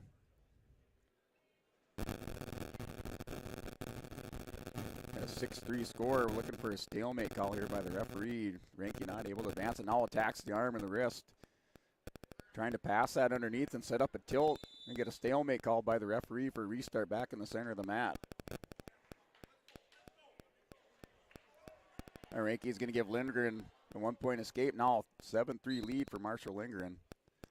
Down to 30 seconds, now 25 seconds. Both wrestlers meet in the middle again. Now snap down by Ranky. Lindgren stands up, another snap down by Ranky. Turns the corner on Lindgren. Lindgren's going to go out of bounds. And Ranky right now seems to have the most gas in his tank to close out the final 20 seconds. A restart, get a caution on Ranky. Down to 18 seconds. Snap down by Ranky over the top. Going to try head in the hole, shucks him by. Lindgren drags him out of that. So Lindgren, nice counter. Felt that shuck coming, goes to the arm drag. Down to 5 seconds. Ranky's going to try to pull out and roll through. That'll do it here. Their 152-pound champion is Marshall Lindgren. He wins by decision 7-3 over Blaze Ranky of the Lisbon Broncos. Your champion, 152 pounds, from South Border, Marshall. That'll do it at 152. I'll turn it over to your Ward Ease. On the podium stand at 145 pounds.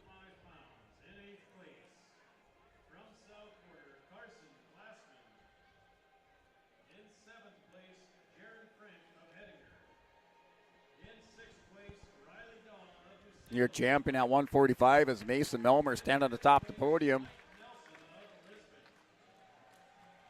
Battle with Henry Nelson from Hillsborough Central Valley for that 145-pound championship.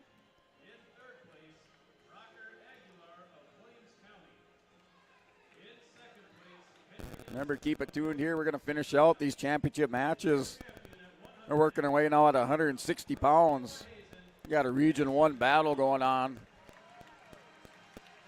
between Garrett Hebel and Isaiah Kruth at 160 pounds. That's just moments away here from New Salem High School inside the barn. The 45th annual New Salem East-West Wrestling Tournament. 2 days of action on yourliveevent.com. That'll be archived. You can go ahead and watch all the matches or search through and find the matches that you want to watch here with the play-by-play in the live streaming. Once again, thank our sponsors for bringing it out here for 2 days of coverage.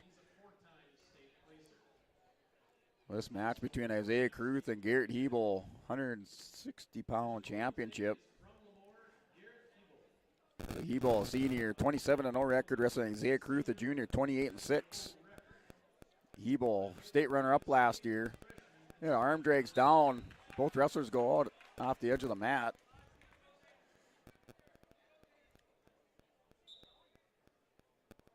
So wrestlers kind of traded arm drags and snap downs. Go out of bounds for a restart with 1:21 to go in the first period.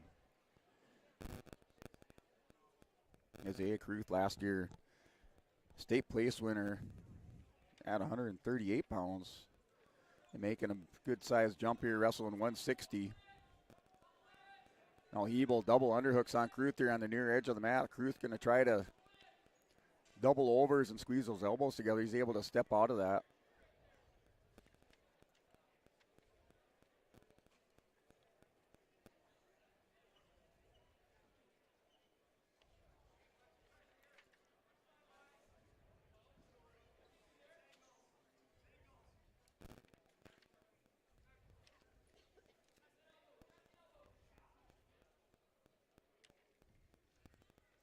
And down to 30 seconds in the first period. The wrestlers locked up inside tie. Now Kruth goes collar. Snap down by Garrett Hebel. Hebel, two-time state champion, state runner-up last year. That was at 170 pounds.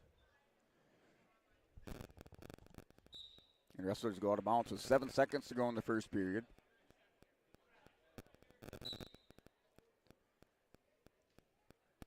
And time ticks down in the first period. It's still scoreless going into the second period. The Kruth's choice, he defers. Or excuse me, he's going to choose bottom position. So Hebel's choice will be start the third.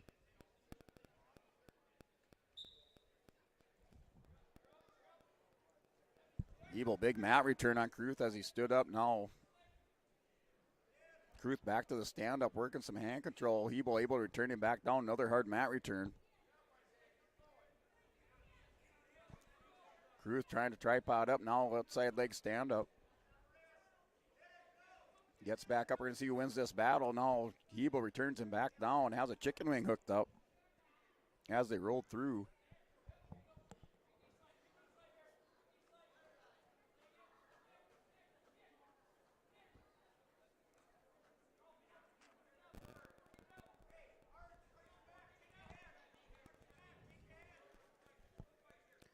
Garrett Hebel digging out, trying to dig out a Risco hammerlock across the back, but now back up to a power half. A forearm on the back of the neck. Get a stalemate call for a restart with 1:02 to go. 160-pound championship match here at New Salem East-West Wrestling Tournament, home of Salem Sioux. And check Salem Sioux out, driving by on I-94 as he passed New Salem up on the hill. Snap a picture out your car window or stop in for a visit. Now another big mat return on that stand-up. We get a slam, so it's going to be a 1 point awarded to Isaiah Caruth. A big mat return. The wrestler has to, on that mat return, has to pick him up and bring him down safely. The official thought that was just a little bit too hard. Awards that point to Isaiah Caruth, so Caruth now up 1-0. Down to 35 seconds to go in the second period. Now Hebel, instead of picking him up, goes to that forward leg trip. Returns Caruth back down. And called out of bounds for back to restart with 25 seconds to go. 160-pound championship match between Garrett Hebel, two-time state champ, state runner-up last year, wrestling Isaiah Caruth. Hebel advanced to the championship match by tech fall over Cole Stock from South Border. Isaiah Caruth won by a 10-5 decision over Maverick Ford from Kenmare Bull Bells.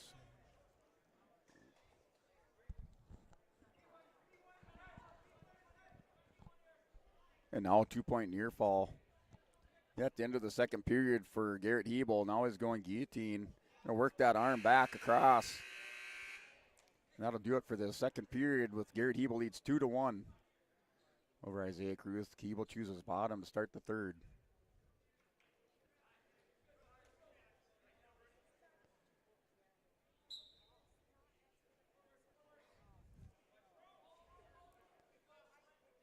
The start of the third period with 1:50 to go. It's a 2-1 lead for Garrett Hebel.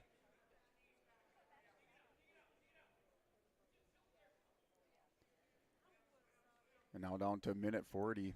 It's Caruth riding on top, wearing that black singlet, gold trim, gold and white trim around the legs.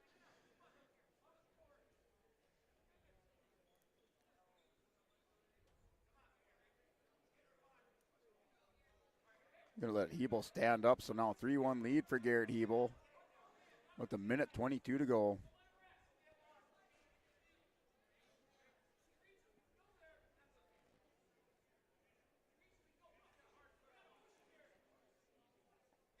We're at 160 pounds.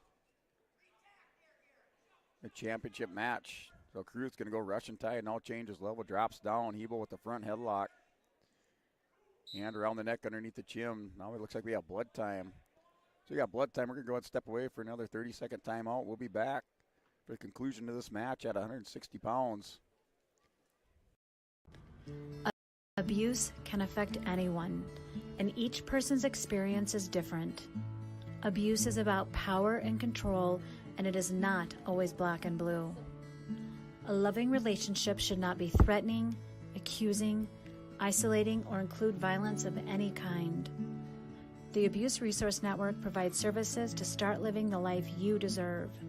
For more information, visit abuseresourcenetwork.org.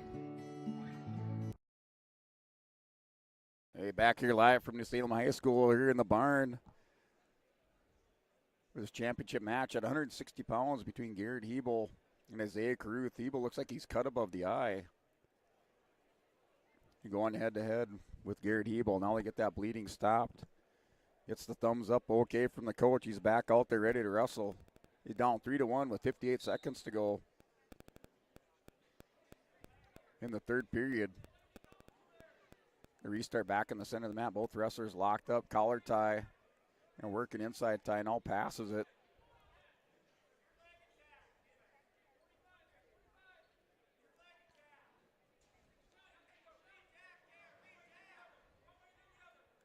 So Garrett Hebel back to the crowd here on the near side.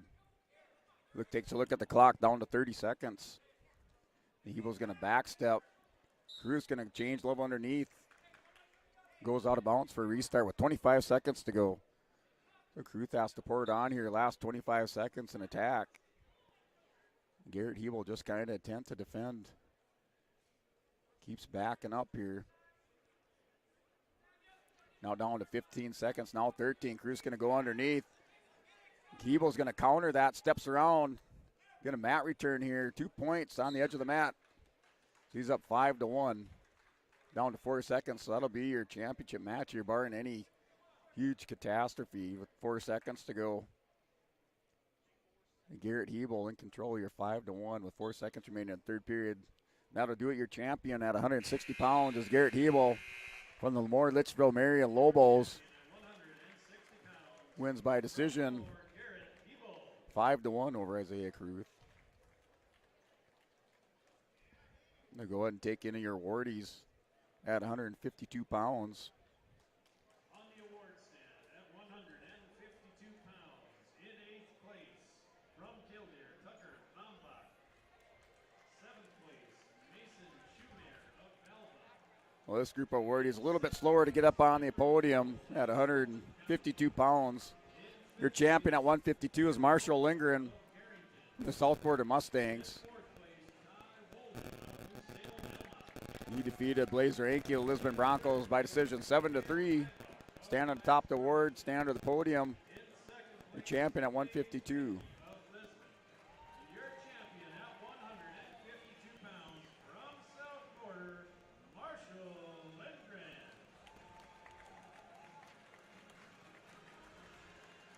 We turn the page on that 160-pound match where Garrett Hebel wins by decision, 5-1 decision over Isaiah Cruz. And back here, 170 pounds with Bowden Greenlee wrestling Jason Nitschke. Greenlee finds his way into the championship match on a 202-match win streak, consecutive match win streak. Looking to take that official lead in Class B North Dakota for consecutive wins. Right now standing, I believe, at 202. Greenlee, 4-time state champion, 5-time state place winner for the Broncos. A junior All-American, the National High School Coaches Association All-American for the Lisbon Broncos. Now a 2-1 lead. And Jason Nitschke last year placed third at the state tournament at 152 pounds for South Border Mustangs. Greenlee leads 2-1, now steps across for a 2-point takedown. He's up 4-1 on Jason Nitschke with a minute to go.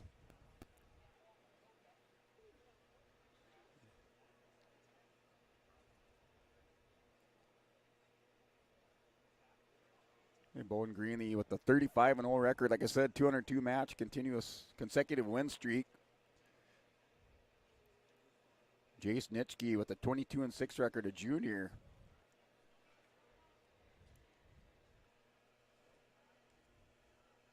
Now doubles up. Bowden Greenlee takes Nitschke down for an 8-3 lead with 30 seconds to go in the first period.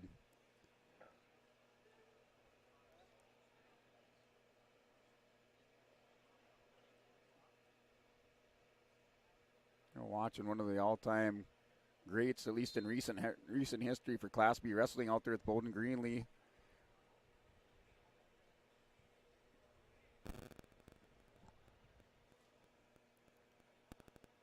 At least in the Lisbon Bronco wrestling room, or Lisbon Bronco history dating back just as far as the New Salem Holsteins.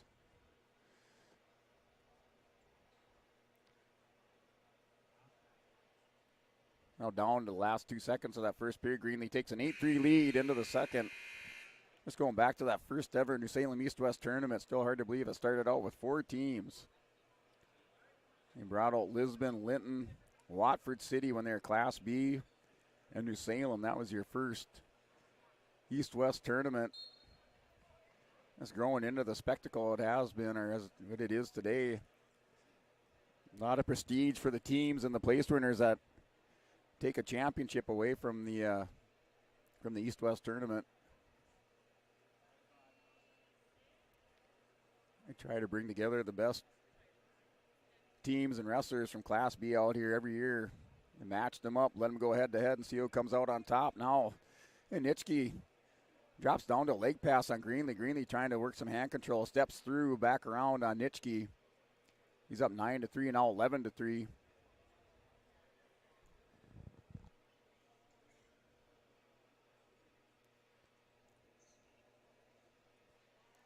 We're down to 1:13 to go. And Nitschke tries an elbow pass on Greenlee. Greenlee just shrugs that off. Now goes a low side single to the outside, doubles it up. Takes Nitschke down for 2 points, a 13-4 lead for Bowden Greenlee. And Jason Nitschke, junior for South Border, has his hands full with Bowden Greenlee right now. Greenlee goes high crotch fireman's. 2-point takedown for a 15-5 lead. Down to 44 seconds to go in the second period. And Greenlee now leg turks it over, cross face. Going to hold him down for some near fall. Now going to work for the pin. Bowden Greenlee's on top, chest on chest. Going to try to stretch him out. And walking around, goes head and arm over the top, north-south position. So Bowden Greenlee's going to work for the fall here on Jason Nitschke with 15 seconds to go. Greenlee locks it up. Now Urchin is back, looking up, and he's going to win by fall. So Bowden Greenlee, your 170-pound champion. The 2023 New Salem East-West Wrestling Tournament. So Lisbon secures their first champion at 170 pounds with Bowden Greenlee. We're going to go ahead and step away for another 30-second timeout. So again, want to thank our sponsors for bringing us out here. We'll step away for a 30-second timeout. Come back to you live for this 182-pound match. And the best way to teach your kids about taxes is by eating 30% of their ice cream. And the best way to learn about your tax situation is contacting Olson Accounting. They'll answer any question you have from an individual or business point of view. Let Olson Accounting set up your tax plan and eliminate any problems by visiting colsoncpa.com or call 701-683-2700. Olson Accounting of Lisbon. Hey, we're back here live from New Salem High School, home of Salem Sioux. Take a cruise by on I-94, or you can also Google it on the internet. Your champion, 152 pounds, is Garrett Hebel for Lamar Litchfield Marion Lobos.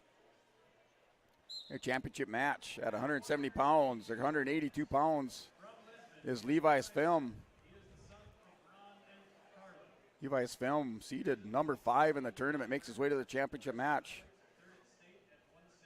He's wrestling Trey Bombach from Stanley. Trey Bombach comes in the number 7 seed, so you got the 5 and the 7 seed kind of shaking things up here at the 182-pound ranks.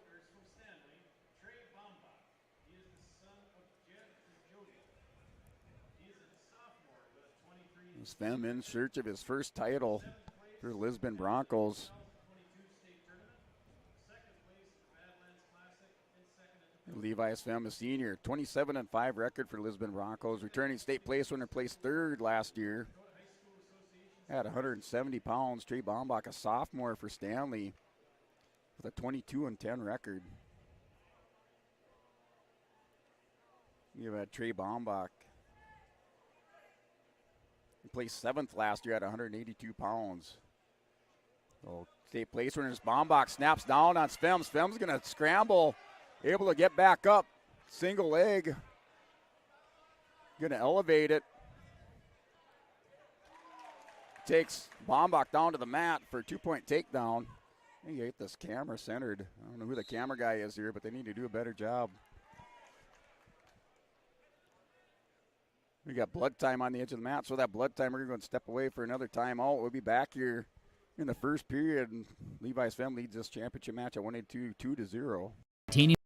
The condition of your vehicle. Trust the staff at Welton's Tire Service. They've served the Lisbon area since 1972, guaranteeing customer satisfaction and workmanship from farm equipment, tire services, and preventative vehicle maintenance. You'll find it all from affordable prices, free estimates, to their knowledgeable technicians answering any question. Welton's Tire Service is locally owned and located on Main Street in Lisbon. For information, go online to weltonstire.net or call 701-683-5136. Hey, back here live and that restart. 23 seconds to go. No change of position between Svem and Bombach. Bowden Green securing the championship for the Broncos at 170 pounds. Lisbon trying to make it 2 in a row at 182. They're down to 6 seconds to go in the first period. Bombach stands up trying to score at the end of the first. Svem's going to drag him down out of bounds as time expires in the first period, so Svem takes a 2-0 lead. A disc rolls across the mat. Green's choice. Bombach has choice. He defers to Svem. Svem takes bottom position. Things kind of emptying out here inside the gymnasium. Usually it's a little bit hot in here. Now it's cool. I don't know if it's ever been this nice inside the barn here. Svem secures a 2-point takedown. A 2-point reversal, goes crossface, cradles up Bombach. Gonna roll him over.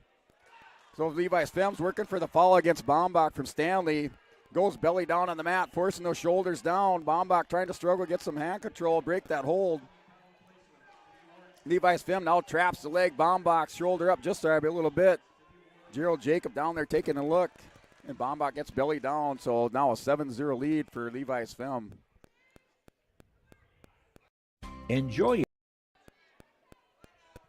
Yes, the tech crew getting a little wild here inside the barn at New Salem. Back here live for a 182-pound match with the minute to go in the second period. Got a stalemate call. Levi's Fem leads this one by a score of 7-0.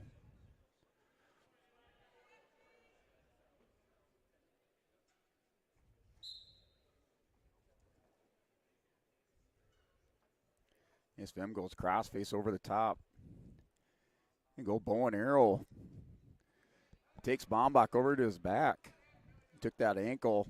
Going to pick up some near fall, so picks up a 2-point near fall. He's up now 9-0. Down to 41 seconds to go. The Levi's Fem in search of his first East-West championship at 182 pounds. Trying to make it 2 in a row for Lisbon Broncos here in the second period. He leads 9-0.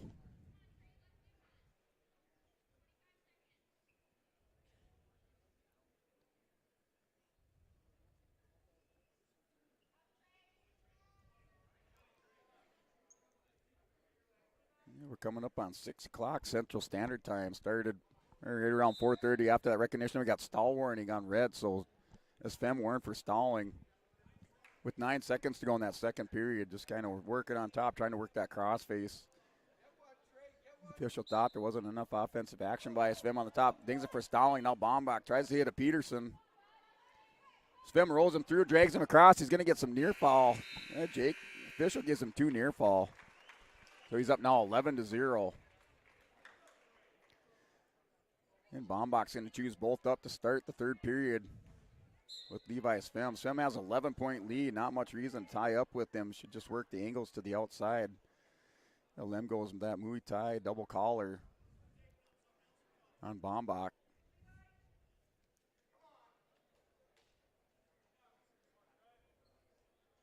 Oh, working collar tie goes in. High crotch fireman's on Bombach. Bombach's going to sprawl out. This Fem's still belly down. Doesn't want to give up any points. He has 11-0 lead. You get a stalemate. Wrestler stood back up on the mat with a minute 20 to go, or minute 29 to go in the third period.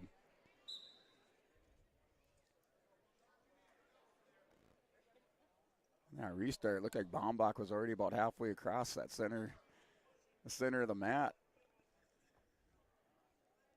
front foot, left foot on the line, and that right foot was about halfway over. Now Baumbach changes levels, leg attack here on the outside or near side, single leg. Drag on Svem, they got called out of bounds. He had blood time, so it looks like Svem's going to blood time. Nose plug comes out, heading back over to the side. Talking to the official, I guess Coach Lucina goes in, shoves another nose plug up there. One thing about wrestling, can't be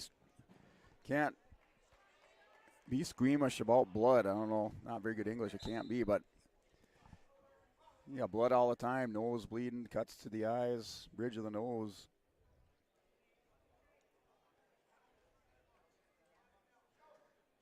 The wrestlers locked up, collar tie. With 50 seconds to go here, third period. Svem kind of throttling back on the offense. And down to 40 seconds. He has been warned for stalling.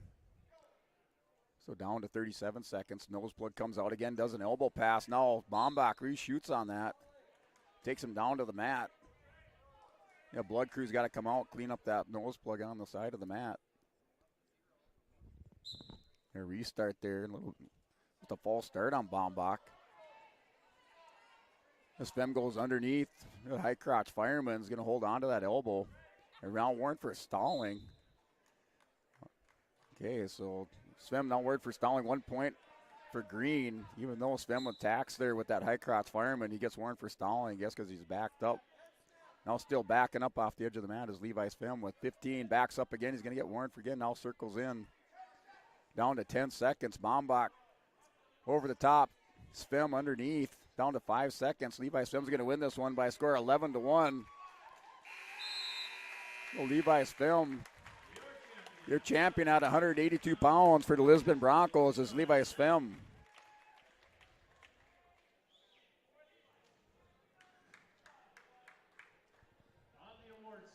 We'll take it over to your awardees at 170 pounds. You get our cameraman back on the job. Over to the award podium. Your awardees at 170, a little bit slow to get over there.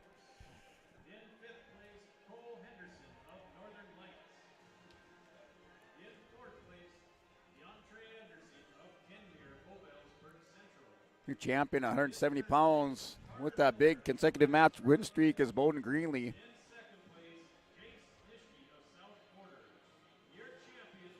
Defeats Jace Nitschke by fall. Bowden Greenlee, your 170-pound champion. Here at the 45th annual New Salem East-West Wrestling Tournament. That'll bring us to our 195-pound match between Braden Seltzler and Gabe Lyons. Broncos now 2 in a row, 170 and 182. Now with Gabe Lyons on the match at 195.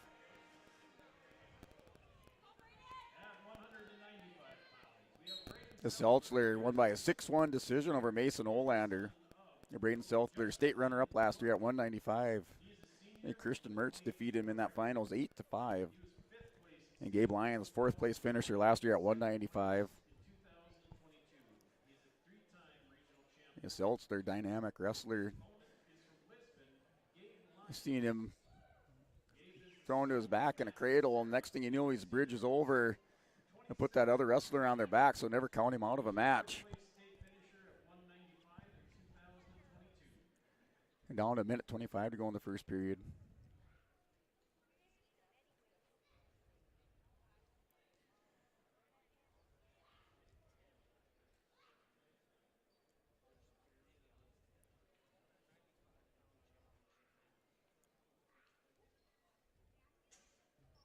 Both wrestlers holding the center of the mat. And working collar ties. Now Lyons goes elbow pass. Not able to turn the corner, down to a minute, or under a minute to go now, down to 50 seconds. Oh, the Lions with the single leg attack. Going to try to walk around on Seltzler. Like I said, Seltzler, that kid will just roll any which direction and toss you.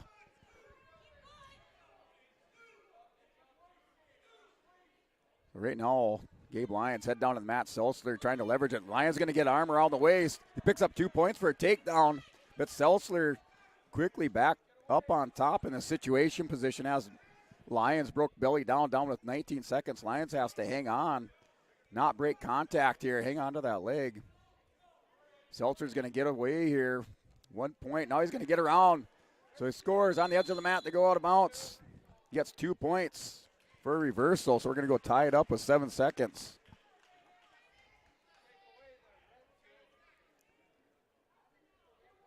On the edge of the mat. So we're tied up 2-2 with 7 seconds to go in the first period. Oh, Lions. Granby rolls out, scores at the end of the first period, 3-2. He leads this one going into the second.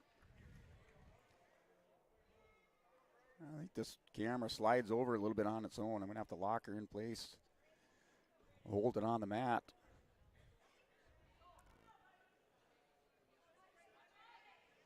I said, great tournament this year in New Salem East West, 45th edition. It started at 12 o'clock, 12 p.m. yesterday, Central Standard Time. I wrestled till right around 7:30, 8 o'clock. Made it through the first 2 rounds of wrestlebacks. And all through today, just using these 2 mats out in the main gym, not having to use that 3rd mat. Back in the wrestling room. Now Seltzer's going to step in, takes Lions down. He's up 5-3.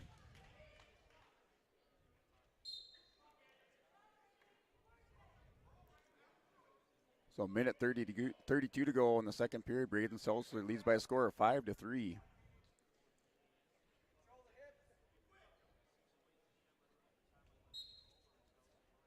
Yeah, Braden Seltzer, senior, 28-4 record.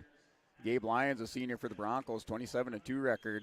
The Lions with the 1-point escape closes the gap now 5-4 with a minute 20 to go. Lions leg attacks, goes high crotch. Seltzer's able to step away from that. Now down to a minute 10 to go in the second period. It's a 5-4 lead for Braden Seltzler.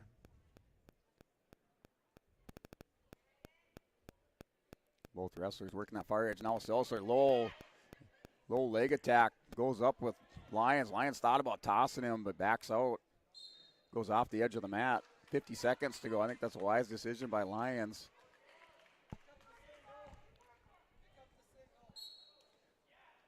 Oh, Lions shoots in. Seltzer doesn't re-attack on that. The wrestlers in the center of the mat trading head, a little bit of head position, doing some hand fighting. Oh, Lions tries an elbow pass, steps around, out of time, down to 30 seconds to go. In the second period, Seltzer still leads 5-4.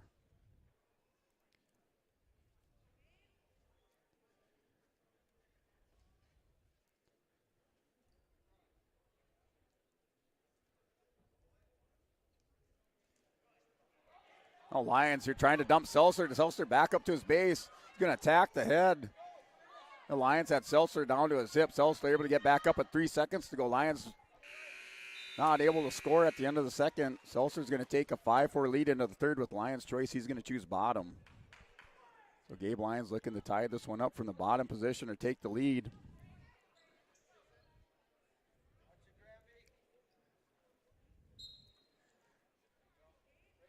Seltzer's going to go chop and purchase on the near side. Ties up the wrist. Going to try to tilt Lyons over. Lyons working hand control. Now gets 3, stands up. Seltzer trying to drag him down to the mat. Lyons standing up. Able to return him back down. Braden Seltzer hanging on to his 5-4 lead.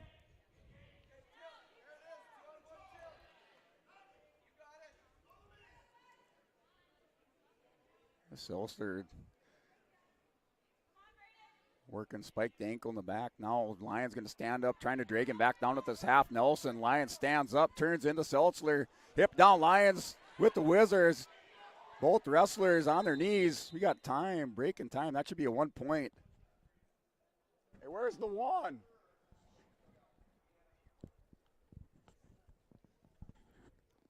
So Lyons went to Wizard.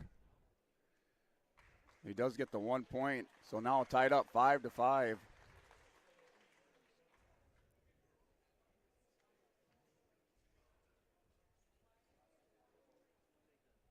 So tied up 5-5 in the third period.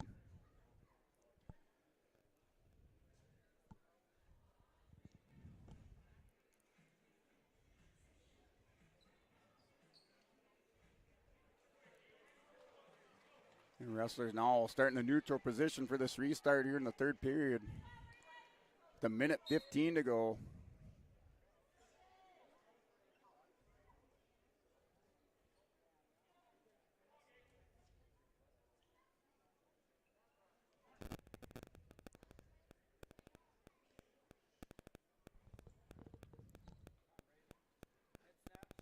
Now down to 55 seconds to go in the third period. They're still tied up 5-5. Wrestlers working head position. Now Lions attacks. High crotch single. Doubles it up on Seltzer. Slams him down for a 2-point takedown. Now goes chops the arm.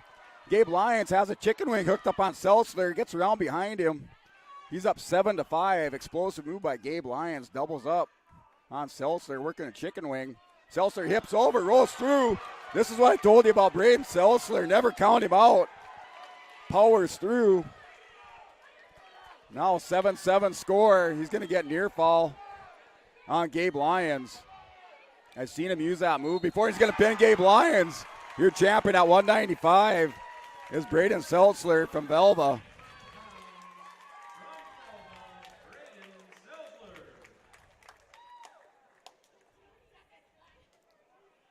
So that'll do it at 195. Lyons had his chance. In control of Seltzer. Powerful hips, rolls through on top, pins Gabe Lyons for the championship at 195.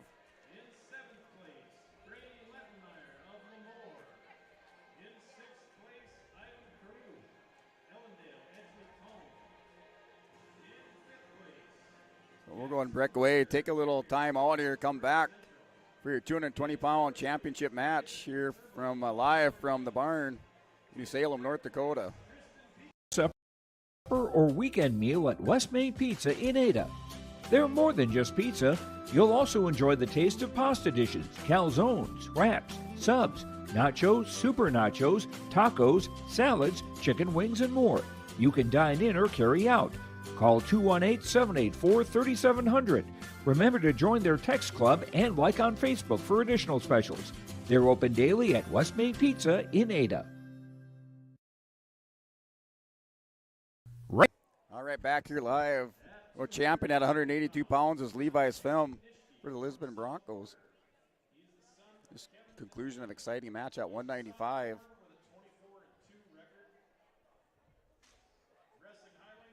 Getting that mat cleared off after the picture taken of the awardees.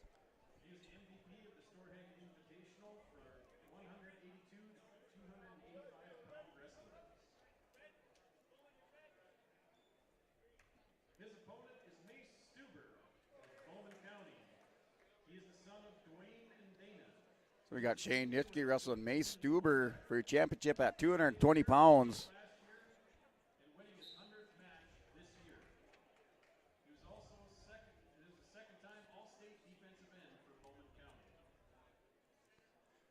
So Shane Nitschke advanced by fall. He defeated Hasbrook from Henninger Scranton. And Mace Stuber won by fall at the 220-pound semifinal on the bottom side of the bracket over Noah Klusman. And Nitschke for Southport, a sophomore, 24-2 record, wrestling Mace Stuber, a senior, 18-1 record. A minute 34 to go in the first period.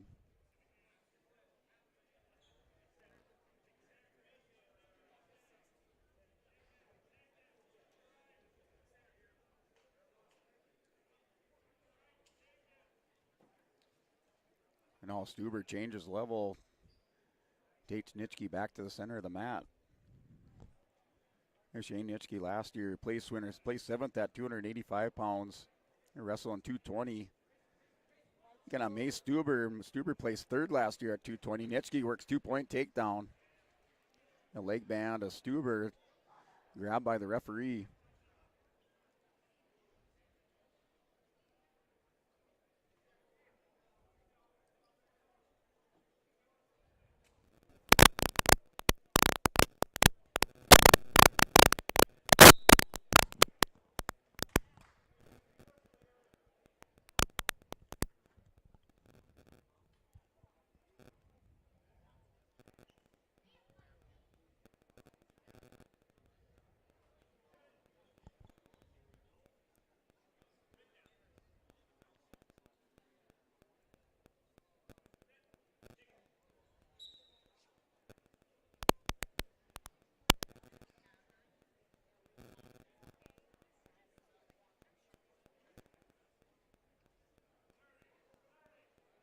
We're now down to 30 seconds here. A 220-pound match. Nitschke on top, right, and their armbar locked up, going underneath the elbow. Going to try to walk this. Now goes bar half. And walking this run around on Stuber with 15 seconds to go. Stuber up on his base, trying to hold it off here to get in the second period. Oh, Nitschke gets Stuber to go over. Their shoulders are exposed to the mat. He's going to get some near fall with 2 seconds to go.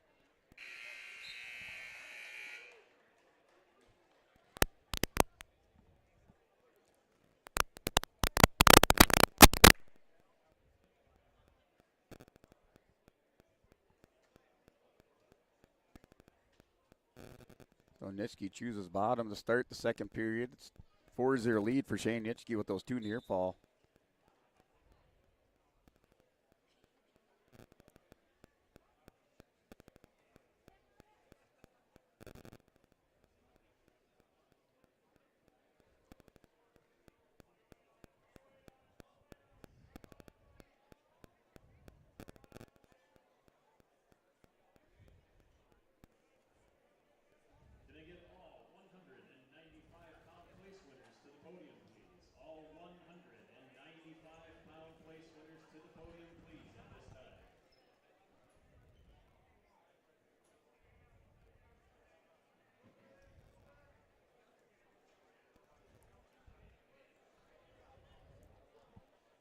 All right, wrestlers here, minute 13 to go. Still now 5-0 lead for Nitschke with that escape.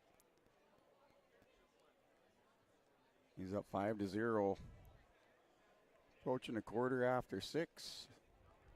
Central Standard Time, or here from New Salem, North Dakota. And Mace Stuber working underneath on Nitschke on the edge of the mat. We're down to 50 seconds. And Nitschke's going to catch the arms of Stuber. Step over the top. So our 2-point takedown now, a 7-0 lead for Shane Nitschke. That's a 7-0 lead.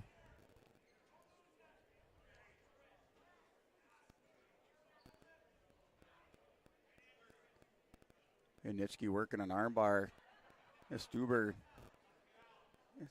trying to knee walk forward here on the edge of the mat with 20 seconds. They get called out of bounds for a restart.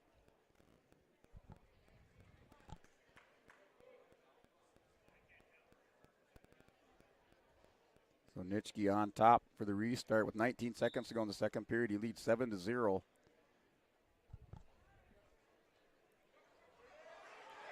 Now Stuber reverses it. It has Nitschke on his back. Down to 9 seconds. He has a 2-point reversal and also some near fall.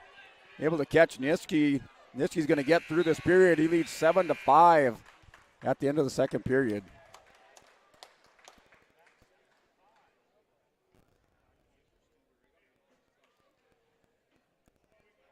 Stuber will start the third period from the bottom position. 2 minutes on the clock. Mace Stuber giving himself a chance in this match in this last period, down 7-5 to Shane Nitschke. Nitschke seeded number 1 coming into this tournament. And Mace Stuber from Bowman County, number 2 seed.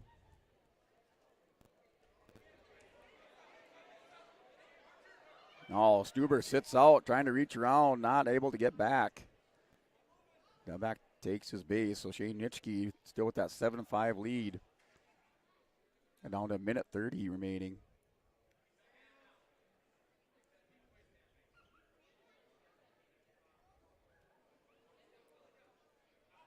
Now Stuber's going to try to roll through. Can't do much from your belly on those roll throughs. And Nitschke up on top, digging out this wrist on the near side.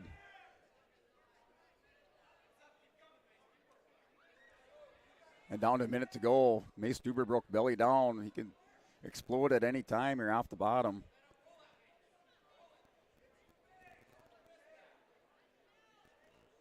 And Nitschke up over the hips, keeping Stuber broke belly down with 45 seconds remaining in the third period. Stuber trying to knee walk, knee crawl forward. And Nitschke now warned for stalling by the referee. So Stuber gets a restart with 35 seconds remaining in the third period.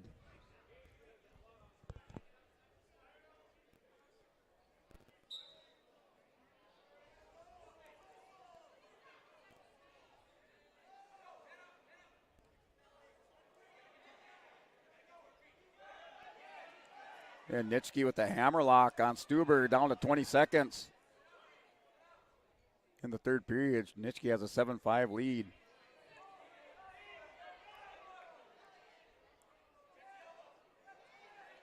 And Nitschke going to try to walk. Stuber's trying to hip over now with 5 seconds.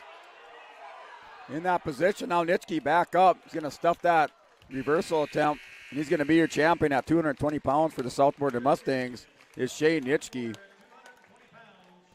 Wins by decision 7-5.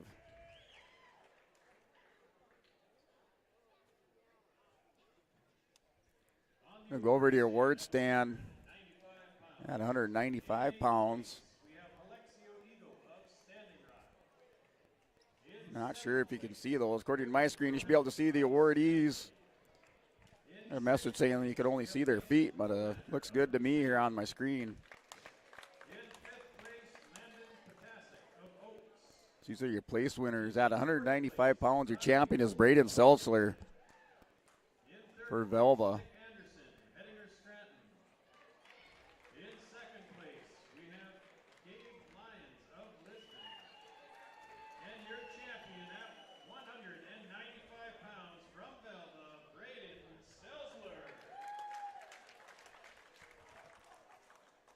That'll bring us to our championship match, our final championship bout at the 2023 East West Wrestling Tournament. Your heavyweight match features AJ Hines, defending state champion at 285, wrestling Grant Lyons, third place finisher last year at 285. The referee ready to go, 2 minutes on the clock here in this first period. AJ Hines, a senior, 12-2 record. Grant Lyons, a senior for the Broncos. 24-2. Lions snap down on Hines, takes him down, opening 10 seconds. He's up 2-0 on Hines. Now right in that ankle, working the edge of the mat. The fans sticking around to see this championship bout between AJ Hines and Grant Lyons. And Hines starting in the bottom position on this restart with 1:42.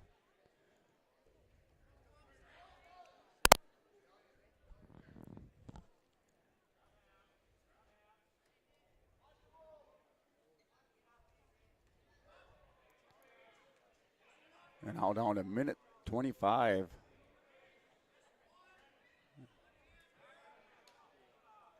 Hines, hand control, stand up. So he gets a 1-point escape. Now a 2-1 lead for Grant Lyons in the first period with 1:12 remaining. Yeah, the Titans of the tournament here out on the mat. Wrestling for a championship here, Grant Lyons and AJ Hines.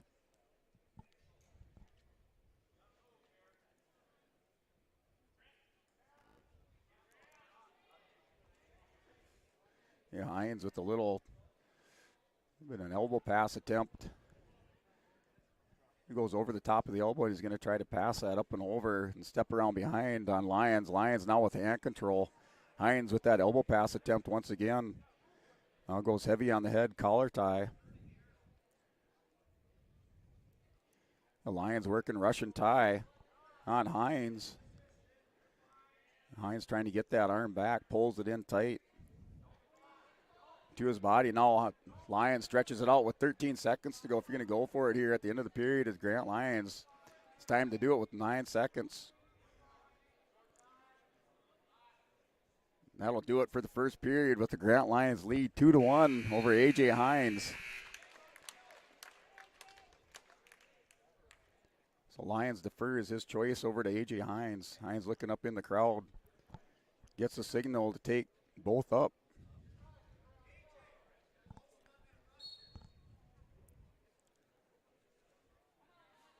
A 1:55 to go in the second period. Lions leads 2-1.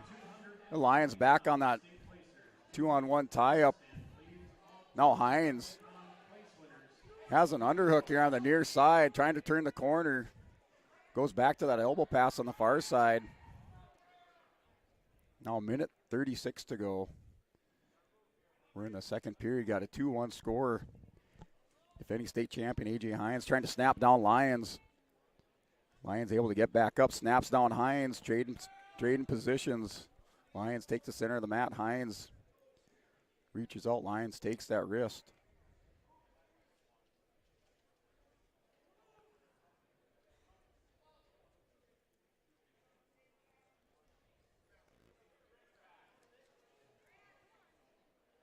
And now down to a minute to go in the second period. Lions still with that 2-1 lead. Lions back and goes down to that 2-on-1. Hines snaps down. He's trying to wear down the Grant Lions. Does it again, snaps it down. Now Lions snaps down on Hines. Neither wrestler backing down here, holding the center of the mat, trading head position, snap downs. Trying to gain the advantage. Now down to 30 seconds to go in the second period. A referee out there encouraging both wrestlers to pick up their action. And now down to 15 seconds at the end of the second period. Normally this is where Hines will turn on the diesel. Last 15 seconds of the period. He's going into Lions. Lions has to circle in here with 3 seconds to go. Now he circles back towards the center of the mat. He's going to take a 2-1 lead at the end of the second period. Lions chooses to start that bottom position. You're going to see if this works out for Grant Lions against A.J. Hines. He chooses bottom to start the third period. Lions trying to tripod up. Hines trying to turk through. Lions rolls through. Now belly down. Hines is going to go hard on top with the power half. Going to see which Titan here wins this battle. Hines, power half on top. Trying to weakening up the Grant Lions. That head's tucked underneath. The Lions now tripoded up, gets to his feet. He's going to try to clear hands, and he'll get his 1-point escape. Now a 3-1 lead for Grant Lions. A minute 26 to go. The third period, Grant Lions has a 3-1 lead over A.J. Hines. Hines making it back his way back onto the mat after the Christmas break for the New Salem Holsteins. Both wrestlers going head-to-head, locked up in collar ties, snapped down by Lions. Looking for an exciting finish here to top on and put the cherry on top at heavyweight. Now Hines shoots on Lions, steps away, backing up as Grant Lions. Down to 40 seconds to go. Yeah, Hines trying to turn on the diesel and attack Lions. Now Lions backed up to the center of the mat. Goes double collars on Hines. Hines working inside. Now down to 30 seconds. Lions backing off the edge of the mat. Hines trying to keep pushing on it. Keeps pushing on him. Now goes underneath. Locks up a headlock. Now trips Lions. Lions goes down. He scores a 2-point takedown for the home crowd. He's up. Now tied up 3-3 with 10 seconds remaining. Lions building his base. He's trying to shrug off A.J. Hines. Now with 3 seconds to go. Trying to get near foul. Time. That should be no near foul. Time ran out on the clock on that second count. Time was up. But referee's got to confer about it. Hines locks up the legs on Grant Lions. He did get a one swipe, and as time was running out, we'll see what the officials rule. No, near fall. This is going to go into overtime. Like I said, we're going to put the cherry on top here at heavyweight between A.J. Hines and Grant Lions. Sudden victory overtime. They're tied up 3-3.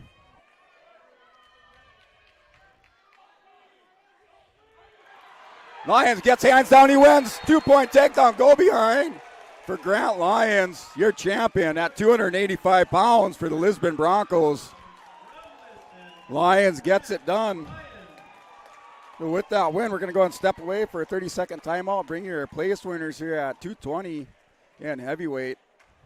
You're watching airliveevent.com here from New Salem, home of Salem Sioux. We'll be back in 30 seconds.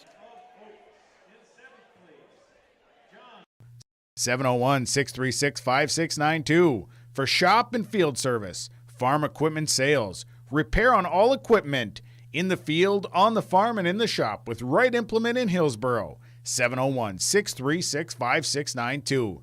Check out Wright Implement for farm equipment, repair and service of equipment and all trucks on Caledonia Avenue in Hillsboro. Wright Implement, 701-636-5692. Hey, welcome back here. Live from the barn at New Salem High School, home of Salem Sioux. Your champion at 220 pounds is Shane Nitschke from South Border as the lights come on after that exciting championship match between A.J. Hines and Grant Lyons. The Lions wins that one in sudden victory by a score of 5-3. The Lions, I should say Hines, at the end of that third period, had Lyons turned over, shoulders exposed on the edge of the mat. Picked up a 1 count as time expired, picking up that 2nd count. Lions able to get into overtime, wins 5-3, sudden victory. So your champion at 285 pounds, picking up his first championship, is Grant Lyons for the Lisbon Broncos. You're going to recap for your championship matches. You're just going through, starting at 106 pounds. Your champion at 106 is Cone Bell from Stanley. He wins by decision over Dalton Feist by a score of 6-4. Feist came into that match undefeated. Cone Bell handed Dalton Feist his first loss of the season. He's your champion at 106 for the Stanley Blue Jays. Wins by decision 6-4 over Dalton Feist. That's Cone Bell, 113 pounds. Your champion from New Salem Almont is Charlie Irwin. Irwin wins by major decision 9-0 over Hager, Pitch Hager from Velva. So Charlie Irwin, your champion at 113 pounds, wins by major decision 9-0 over Pitch Hager from Velva. At 120 pounds, your champion from Carrington, North Dakota is Trace Hogarth. Hogarth wins by 5-0 decision over Noah Anderson from Lisbon. Your champion at 120 is Trace Hogarth from Carrington. Your champion at 126 pounds from New Salem Almont is Trenton Klatt. Klatt wins by fall over Tristan Lepp from South Border. That's your champion, 126, is Trent Klatt from New Salem Almont. Going on to 132 pounds, your champ is Carson Hildre from Velva Aggies. See Hildre with a 3-0 decision over Cashton Waitson from Lisbon. So Carson Hildre securing the championship at 132 for Velva. He wins 3-0 over Cashton Waitson. Moving on to 138 pounds is Cole Gerhart, your champion. He wins by a 10-0 major decision over Haviland DeLong from Northern Lights. Your champion, 138, Cole Gerhart from New Salem. 145-pound champion from Beulah Hazen is Mason Milmer. Milmer wins by fall, defeats Henry Nelson from Hillsborough Central Valley. So Mason Milmer in that third period comes from behind and defeats Henry Nelson by fall for 145-pound championship.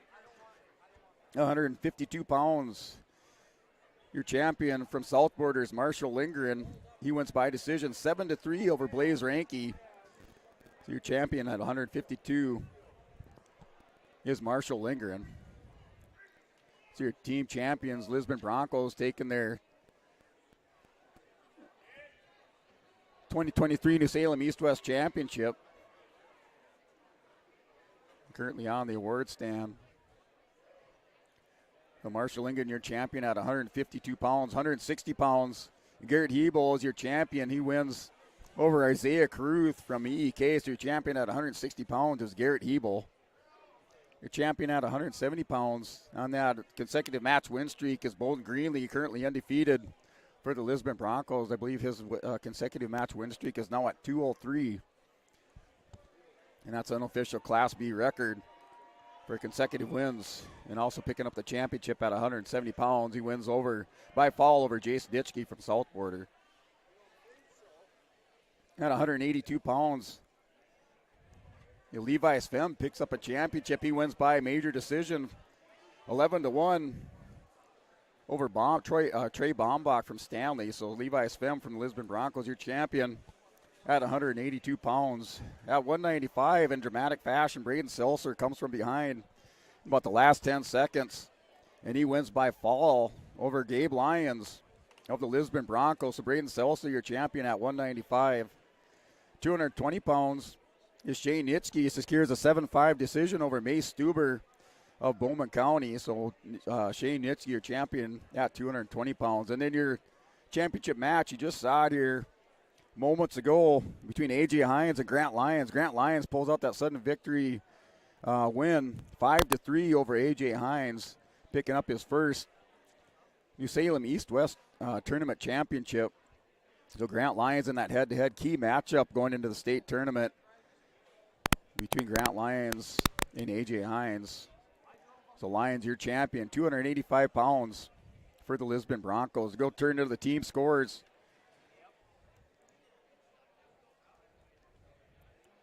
So looking at your team scores, their final team scores, Lisbon wins this one with 221 points over Southport. Southport in second place with 183. New Salem Almont in third place with 158. Northern Lights in fourth place with 125.5. And then Velva with fifth place with 119.5. So the Lisbon Broncos securing the championship. The Broncos have now won the East-West tournament. Let's see if I can find that on the tournament champions page. So they began their win streak in 2017. So 2017, 18, 19, 2020, 2021 was the COVID duels. Lisbon didn't come out to the tournament then, won it back in 2022. So this will be their sixth championship within the last 7 years for the Lisbon Broncos, your 2023 New Salem East-West champions. And that'll close it out and wrap it up here from New Salem Almont, or I should say from New Salem, here inside the barn for your 2023 edition, 45th annual East-West Wrestling Tournament. We're going to sign off. I'm sports announcer guy Brent Dick here on YourLiveEvent.com. You can also catch the archives if you want to rewatch some of the wrestling or the championship matches. You can go back in the archive on YourLiveEvent.com. They'll be there for your viewing pleasure. I'd also like to thank our sponsors for bringing us out here for 2-day coverage on the East-West Wrestling Tournament. And signing off from New Salem, North Dakota, I'm sports announcer guy Brent Dick. Everybody have a safe weekend, and we'll see you next week for more wrestling as the region dual tournaments start to heat up on Saturday. And that'll bring you also live region dual and region individual tournaments for North Dakota Class B Wrestling.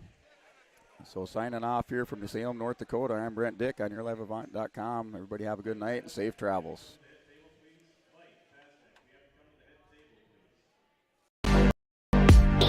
Stay up to date with the latest goings-on in the region with the Coaches Show every Wednesday night on YourLiveEvent.com. Goes deep down the middle, has a man, Soka Porter! Soka Porter to the 20, to the 10, to the 5, and taken down there. We'll dive into the latest stories from North Dakota and Minnesota. And there's the block by Reese. That's the Coaches Show with me, Joe Lancello, on YourLiveEvent.com every Wednesday night starting at 7. New and on the lot at Ziegler Ag Equipment, Highway 9 North Ada, new 29-foot Wilrich Chisel Pro. Call Chuck O'Neill for pricing and more information on this new 29-foot Wilrich Chisel Pro. Also, they have the new 39-foot Wilrich Chisel Plow. Talk to Chuck O'Neill and get the deal done on this new 39-foot Wilrich Chisel Plow at Ziegler Ag Equipment. Other used equipment on the lot, Ziegler Ag Equipment, Highway 9 North Ada. They thank you for your business, 218-784-2961. Don't let the flu get you down. Fight the flu with a shot of prevention. Stop at Hillsborough Drug and get your flu shot today. No appointment is necessary. Shingle shots are also available. And don't forget your other pharmacy and healthcare needs at Hillsborough Drug. Over-the-counter medications, vitamins, health and beauty items as well. For your convenience, Hillsborough Drug offers mail-out service and delivery of your prescriptions. Check out the gift items for all occasions, too. Hillsborough Drug is a locally owned pharmacy and proud to serve the area. They thank you for trusting them with your business at Hillsborough Drug.